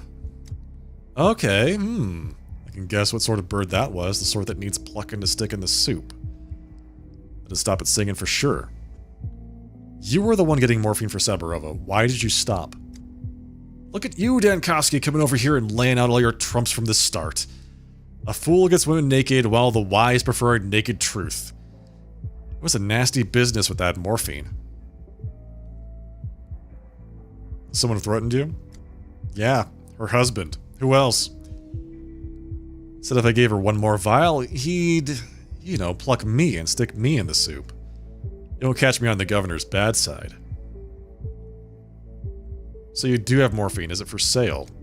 Nah, stay the hell away from morphine now. It's trouble, that stuff. Like a knife to the gut. That's what I'm here for. The town is heading for disaster. We need morphine badly. What am I, whatchamacallit, philanthropist to you? You think morphine grows on trees? My men risk their lives for this stuff. I'm not asking for it for free. Let's talk pricing. Let's... just know it don't come cheap. Come on, show me. How much have you got? He's only got 2. And a bullet.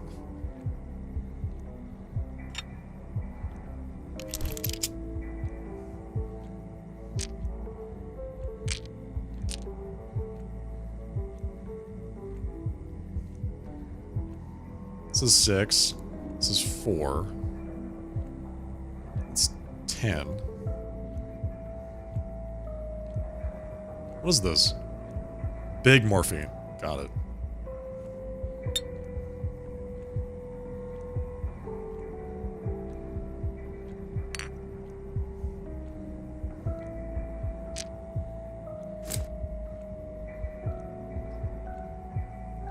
Cool. Alright, now I have more morphine.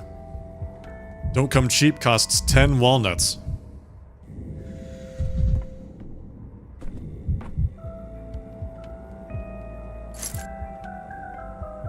I'll just take this, thank you.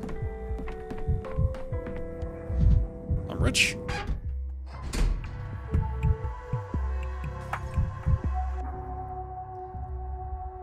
Grief agreed to trade with me, but the price will be steep. So we can get morphine from Bad Grief, but it's going to cost us a lot of money. Which honestly is fine.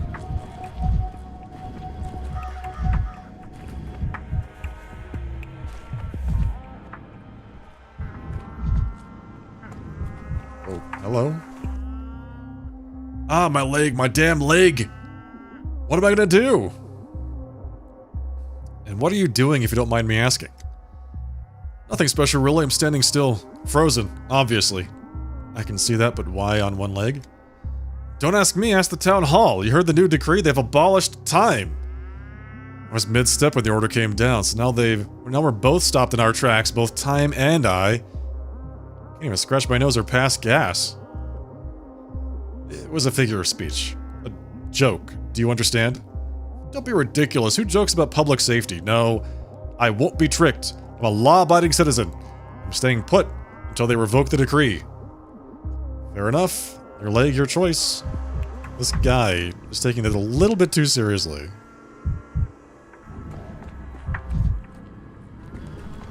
A little too seriously.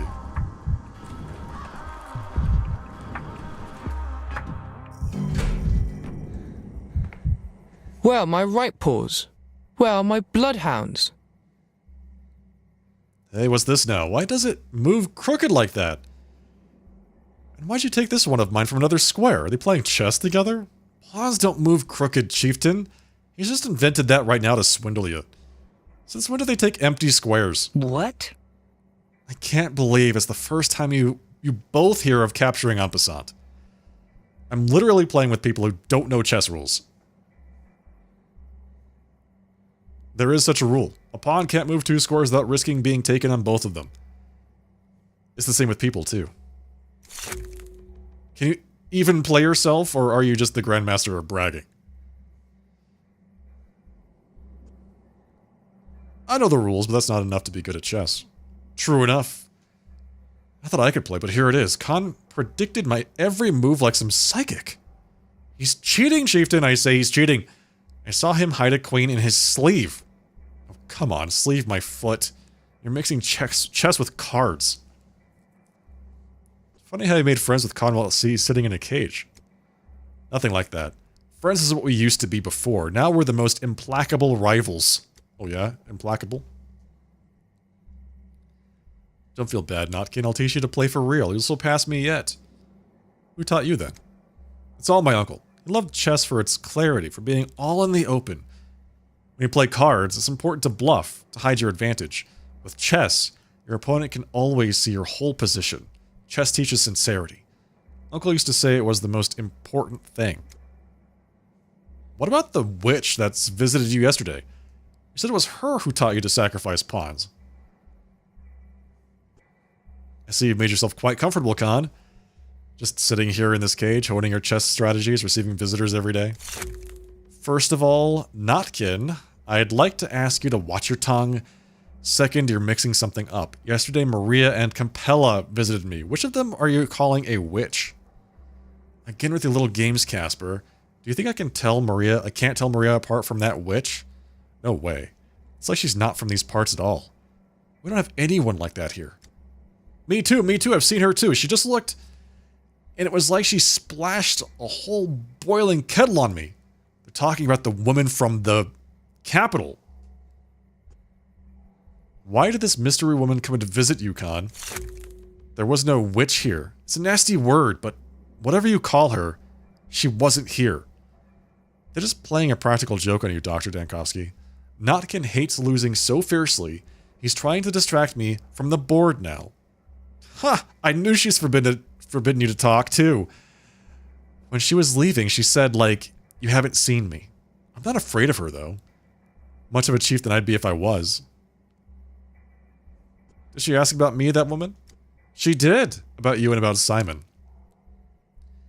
And about the plague and something else, too. Some locusts? Crocus?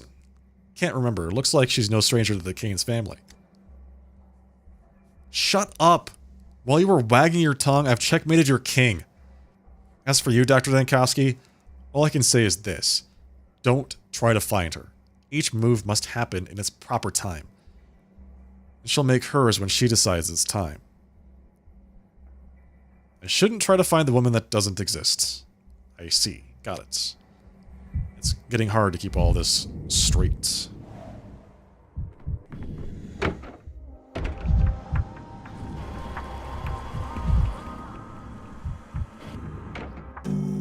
We're zooming. Alright, we're back in the boiler. Yes. I've been waiting, and now I see I'm not ready at all. I'm tired of skulking around. Secrets get heavier with time, and this one, I haven't the strength to either carry or drop. I hate you, Dankowski. I hate how good it is that you finally came. For a man who climbed out of a coffin a day ago, you look remarkably well. Sometimes I think I should have stayed there, in the coffin. If you want, we can go back to the cemetery and I can bury you again. But first, answers. I saved your life after all. That must count for something. Very well. I have almost nothing left to give, but I can still give you answers. The people who were lying in wait for you at the warehouses were sure you had stolen Simon's body. Why? You can steal goods, money, even time. Many things can be stolen, but can you steal what has no owner? What? So it's true, you have Simon's remains. I did what was necessary. Please elaborate. I don't remember steal thy neighbor's corpse from the Ten Commandments nor the Hippocratic Oath. What do you need the body for? What use is it to you? Tell the Canes they won't succeed. Don't play coy, Reuben. I'm no inquisitor and this is no interrogation. You owe me, and as payment I demand honesty. Where is Simon's body? Answer me, doctor. Have you ever witnessed a saint's flesh overcoming a deadly illness? What? I've seen different immune responses to different diseases, but not in dead bodies. And I saw a miracle. Alongside the red and white cells in his blood, there were silver ones. Nothing like it is found in nature. Silver cells? Amalgam? I made a vaccine from the blood and gave it to patients under observation. I couldn't even test it. The Cane tyrants, along with those thick-headed step maniacs, have ground me to dust. Made a vaccine from Simon's body? Yes. So Simon is dead after all. It was living blood. Blood that fought back. The silver cells burned the plague away like a vital, implacable sun. My hands were shaking. Tell the Canes. Tell them. Man is imperfect. Wait, Simon Cane was sick? Yes. There was sand pest in him. I recognized the outward signs at once. The Canes surely recognized it too. They were simply ashamed to admit their patriarch could die of a disease. But he couldn't. He only fell into lethargy. I saw the pulse in his pupils, and I had to. I remember the first outbreak. Just the thought that Simon's antibodies could be made into a vaccine. Pushed you to steal the body to try and find salvation inside it. I called it the White Vaccine. I would give it to you, but there isn't any left. It's all gone. What? I gave the Canes my word I'd find the one who took the body. I'll have to name you. Do as you will, Dankowski. Better yet, I'll make it easier. I'll go to them myself and confess everything. I'm ready. Ready to answer for what I've done. Optimus testis confitens reus. Relics? What will my scientific analysis say about the White Vaccine? Perhaps it can even be replicated. The body has been found, they must know. We have to go back and tell Georgie about it. Studying the impossible.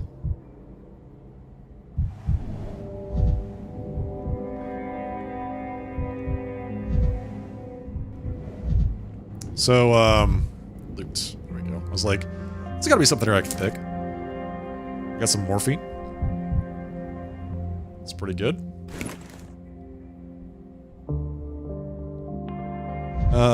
So, gosh, it says I need to examine something, but he didn't give me anything to examine. I don't have like a vial of the White Vaccine in my inventory. Nor does it imply I should have one in the mind map. We have to go tell the Canes about Stack Reuben doing this. He stole the body. That much is certain.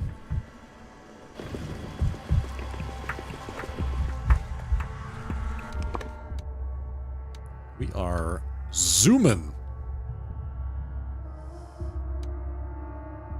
Okay, so we could go there, and then... I don't... Like, getting across these riding areas is just such a pain in the butt. But I'm super manic right now, so I might be able to just run through. We'll see.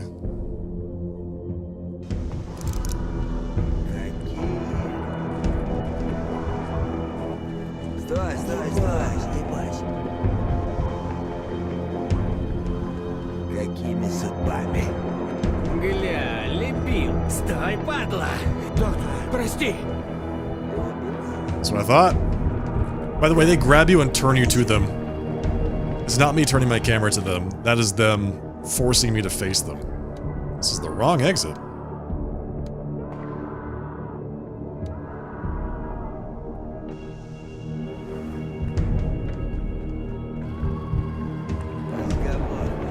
Слышь, хоба! Не стреляй!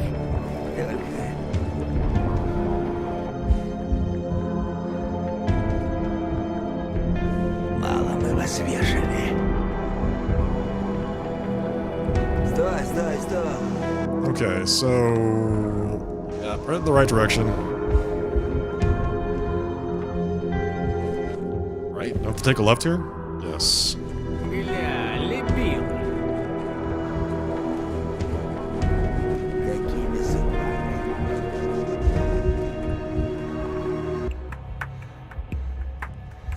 So that particular district is huge. So it's kind of a pain to get through. These giant statues everywhere, man.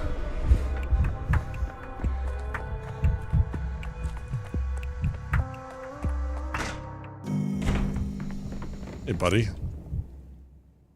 Denkovsky, I've been expecting you. Tell me, have you managed to find Simon's body? I have. Simon's body was stolen by Stanislav Rubin. That was to be expected, but what for? Rubin believes Simon's body is capable of resisting the plague. He wanted to make a vaccine out of it. Wanted, you say, past tense. Does this mean he's changed his mind?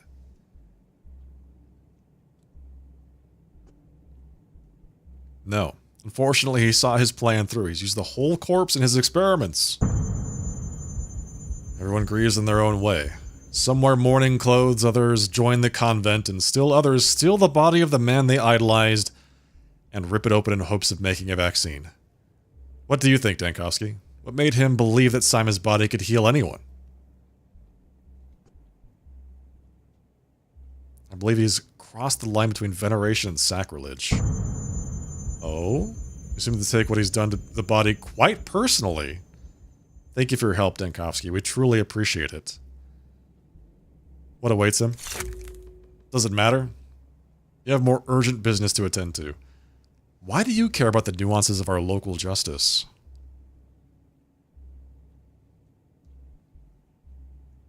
Do we want to, it's like, do we want to throw him under the bus, or do we want to, like, advocate for his life? I want to intervene on his behalf. No one suffered due to his actions. A dead body can't feel pain. We'll take your statement into consideration. You're free to go now. Suum Quique. Defender. Rubin stole the body, but he had his reasons. So we took Rubin's side. We're not throwing him under the bus. I kind of want the 3 companions to survive. There's actually 4. There's Stack Rubin, Bad Grief, Lara Ravel, and Artemy Barak. And they're all like childhood friends, right? In the second game, it's actually quite difficult to keep all 4 of them alive for various reasons. So I kind of want to help out here to make sure that there's a happy ending for the group of friends. All right, let's wait for nighttime, and then we can go... It'll be the right time to go visit the Rat Prophet.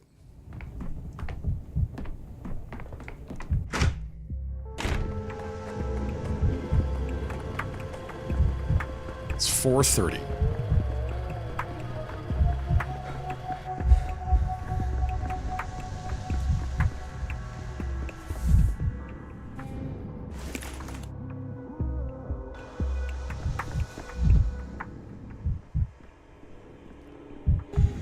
is there a thread here? Oh, it's taking me to the merchant. Getting to this place is going to be pretty hard. That's a lot of BS we have to get through. We might actually be nighttime by the time we get there at the backbone.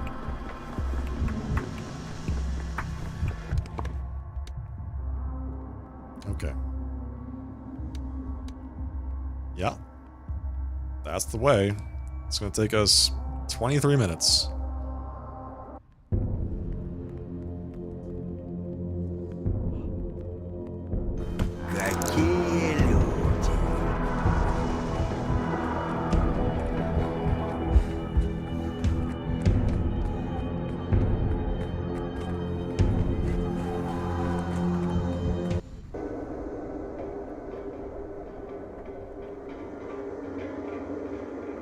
Wait, is it putting me all the way at the town hall? Where am I? I was gonna say, why would it... It looked like it was putting me entirely towards the town hall. That is the way out.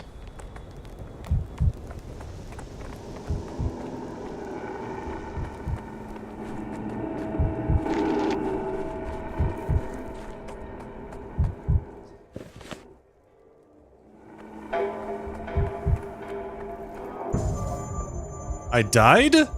Suffocated on spores of death? What? You can do that? Okay.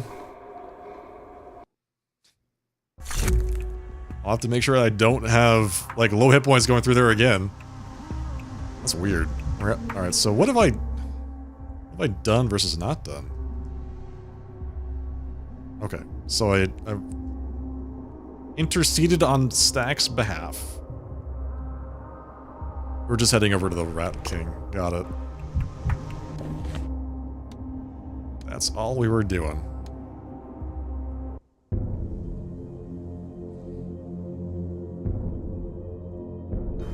Разговор есть.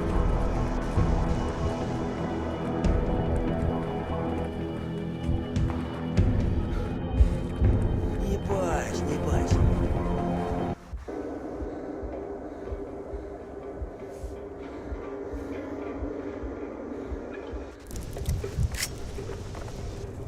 So that must do a lot of damage. First things first, let's control our mania a bit. Heal up. Let's get through this place.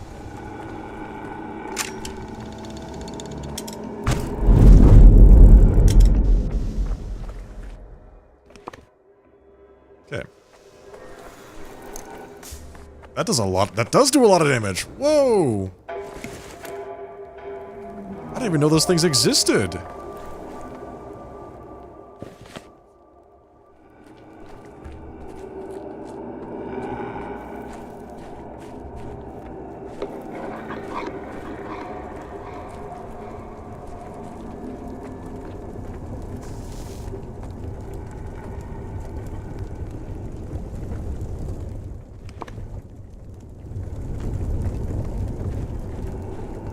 How do I even get to where I'm going? What is this place? Is this the town hall? Oh my god.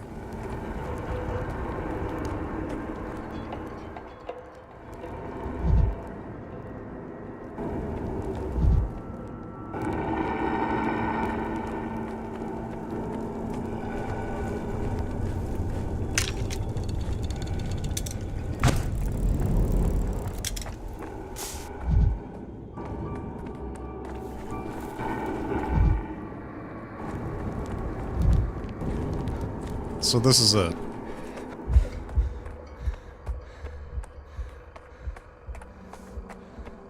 Well, we arrived. It's 5 o'clock. It's almost 6. When do you think night begins? This place goes very high up. Well, here's the shrine. We found the shrine. According to Katerina Saburova, at night on the stairway to heaven, I can summon the Rat Prophet with a bell. Saburov's bell. Ding, dong, ding. Oh, they gave me the vaccine. I have it in my inventory. Got it. Okay, so I do have it. The very common spores of death. Yeah, exactly. So if I ring the... Can I just, like... Do I have to just sit here until stuff happens, or what? When does night begin? That's if I could, like, just pass time. People. Still have so many people that we have not yet met.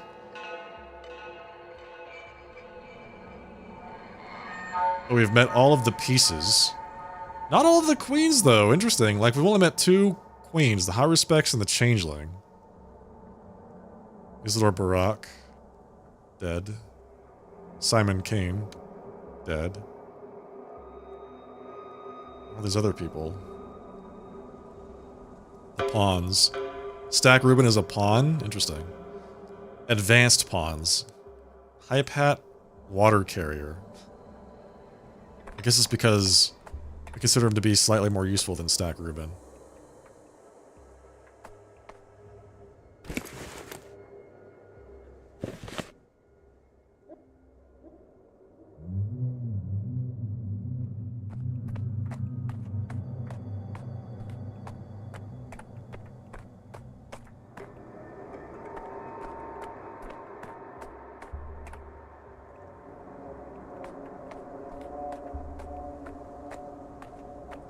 Probably 7 p.m.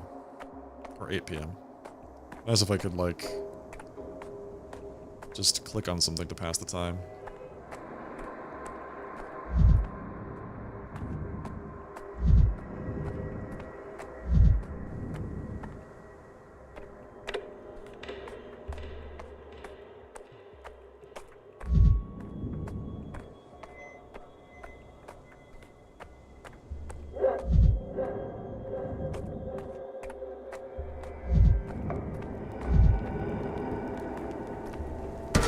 As if things are animated.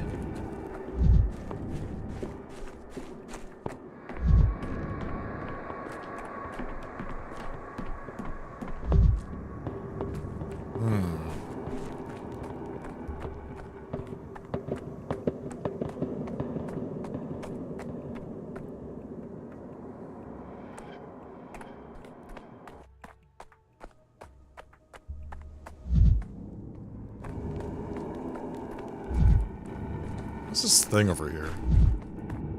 Oh, it's a box. Very nice.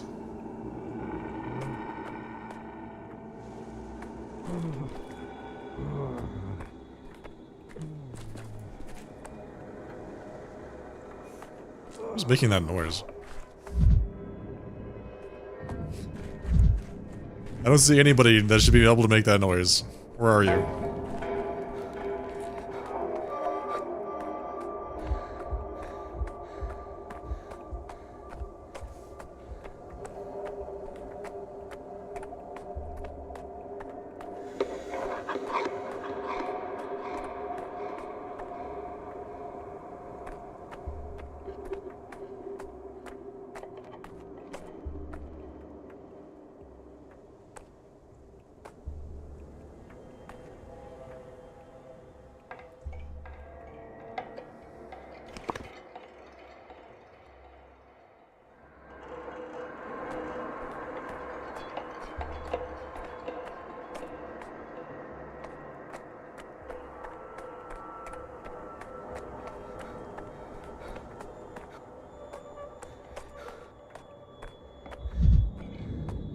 Come on, Doctor. You need to have a ability to run further than that.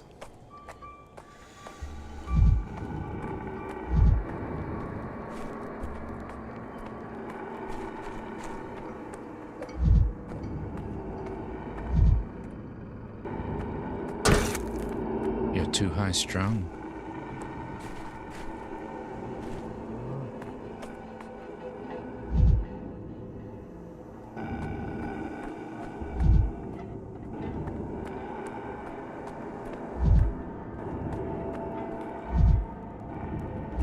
Do we think it's nighttime yet? It was quiet until 9 o'clock.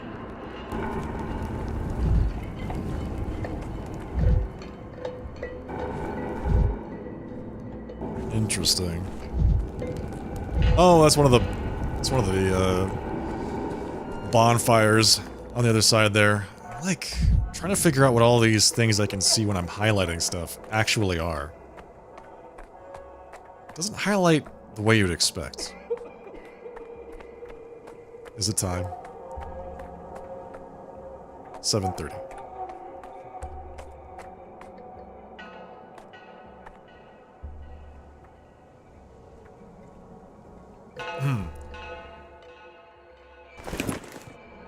What we got? What is this?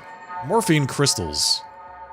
Crystallized morphine. We could probably mix that with some water and make some actual morphine bottles. I've got so much morphine. I need to put this all back in the hospital or something because, my god, I've got so much of it. A real altar. The town is full of strange cults. How does this fit with the cathedral?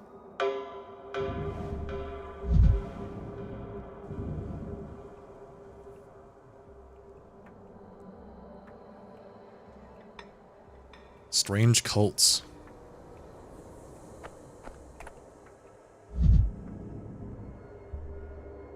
I mean, no stranger than anything else we've seen here.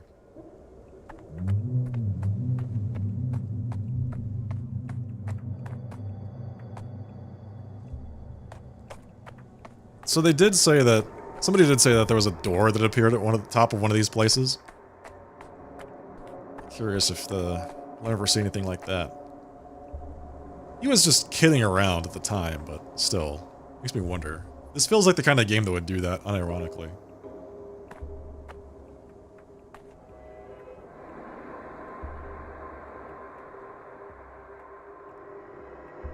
Ring the bell.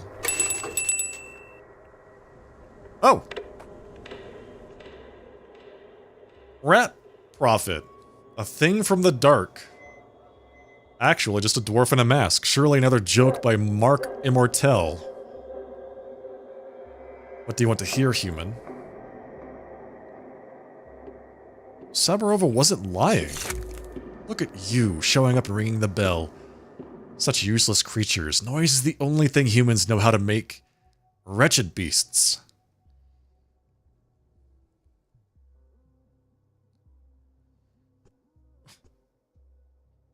What do rats make them, besides disease, of course?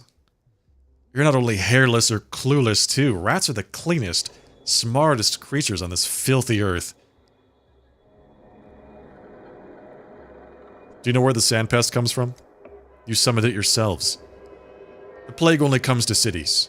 It comes wherever humans gather, to any place where you stuff to bursting with your disgusting, hairless, tailless bodies. Where there are no humans, there is no disease. Animals get sick too. The plague spares no one. Leave. Pack your things and get the hell out of here. The plague will go with you. It will be better for everyone. Where would we go? The further the better. Leave the rats alone. Maybe the rats should leave instead. That way we won't have to poison them. Did you think of that? Rats were here long before you. It was you who came to their land. It is you who should leave.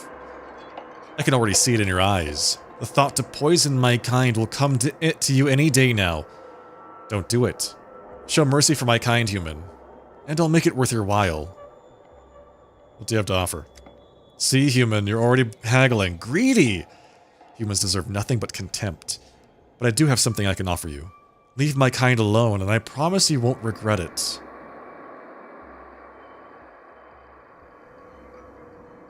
You're already playing Sabarova for a fool, and now you want me to join her company? Not falling for that. Or we can say, it's a deal. It's a deal. Sure, why not?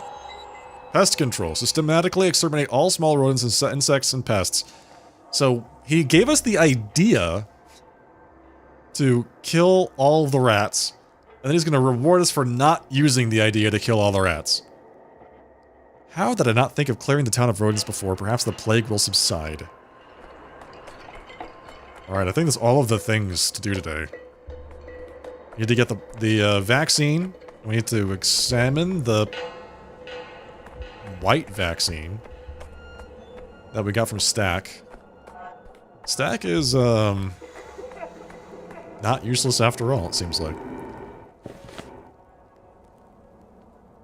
How do we get out of here?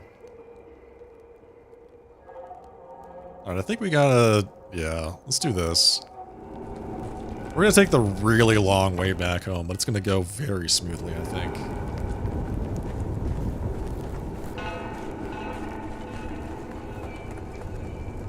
Is this where I need to go? Yep. Alright, very long way back home. Here, here, here. Here, here, here.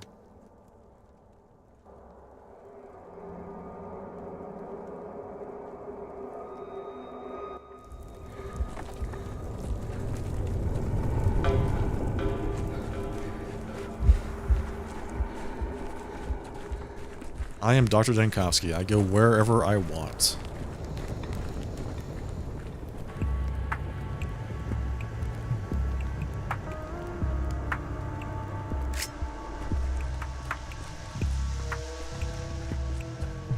What does a rat even profit?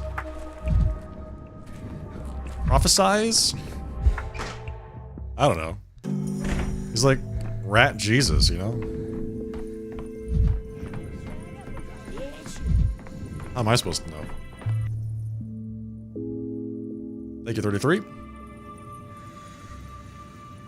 Diagnostic successful. We got it. First try. New decree idea protocol 5. Got it. Very good. One more step.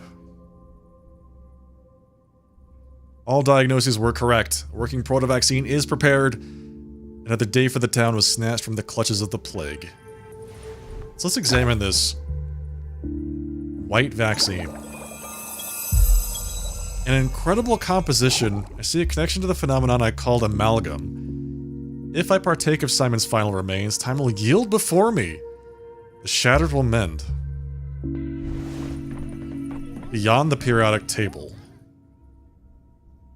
The instruments and reagents scream that the vaccine cannot exist. The main thing I understood. It won't cause harm.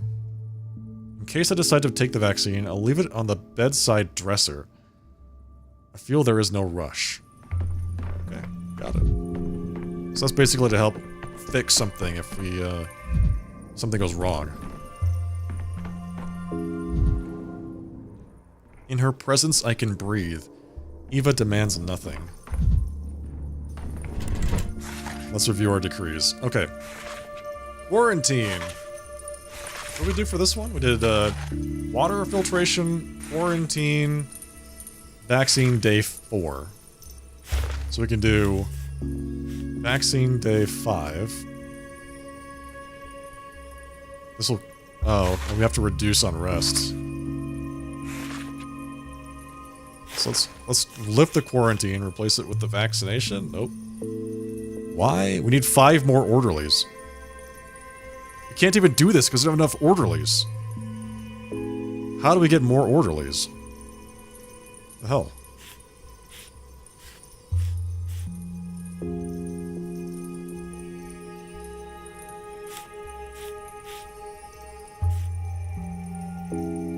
Door-to-door rounds. Make door-to-door rounds to find people infected with the sand pests. Something's missing. Something is missing. How did we... we don't even have... The maximum amount of orderlies is not enough to invoke this decree. So something happened. Why do we not have enough? Okay, we'll have to take a look at this later. I think. It might be that something happens to happen on day 3 or 4 to increase the number of orderlies that you have available on day 5? That we've overlooked?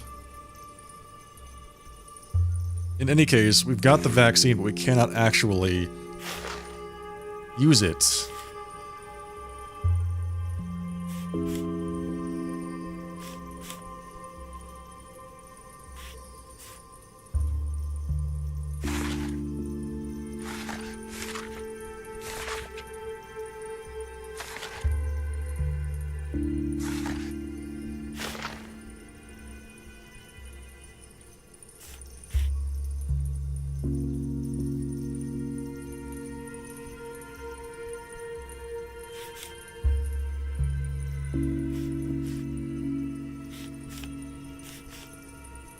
And that is such a small amount of unrest.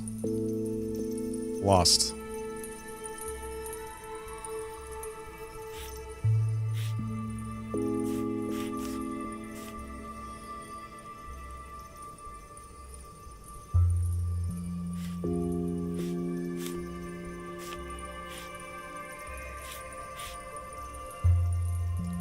So people respond to the decrees that you actually apply, and I wonder how denial actually, like, makes them work. Oh, I can't die because, you know, it's against the law. So, I'm sure I'll be fine. Stopping time. Alright, so curfew. Anyway. We're missing something on how to get more orderlies. 5 more. To make this work. Is there something on the map? There's not. Like, go back to the hospital, do something to give us more people to help manage this.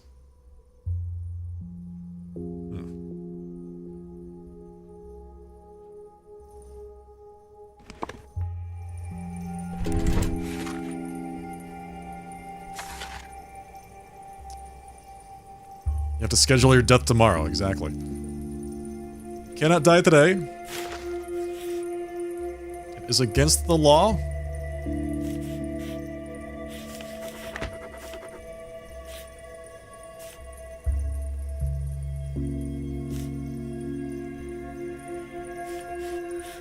Some of these are weird. Like, why would you... I guess it doesn't require resources to do social distancing, but it's not even close to as effective.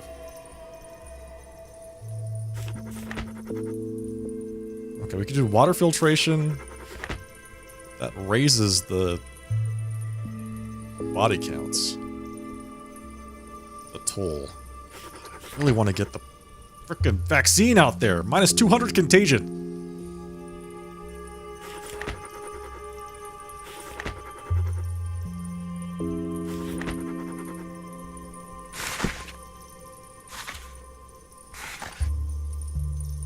Alright, well, this is gonna have to do.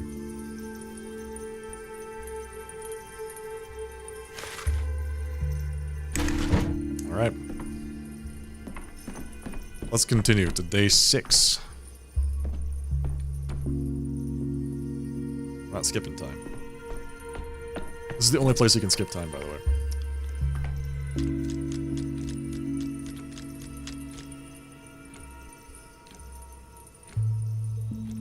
Day 6, which is not the end yet.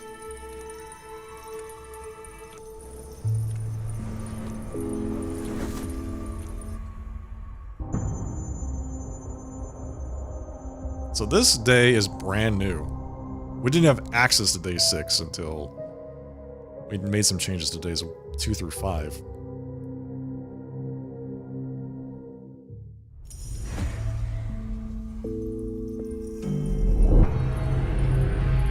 Day 6, which is not the end yet. Alright, folks, and with that, that's going to be the end of the broadcast tonight.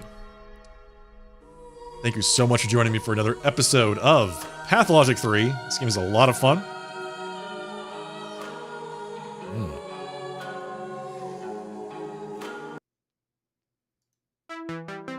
Thank you everyone for joining me. If you enjoyed the broadcast, don't forget to follow here on Twitch. I would love to see you here again next time. If you're on the YouTube side, like the live stream, subscribe to the channel. I'll be out for the rest of the week, by the way. So I normally broadcast Friday and Saturday. I'll be out both days this week. My next broadcast will be next Monday, with some more Pathologic 3. Don't forget, this upcoming weekend is Mother's Day, everybody. Don't forget, it's a very important holiday. Alright, everyone. I'll see you all in a few days. In the meantime, folks, have a great rest of your week. Have a fantastic night. I'll see you all next time. Good night. Cheers and take care.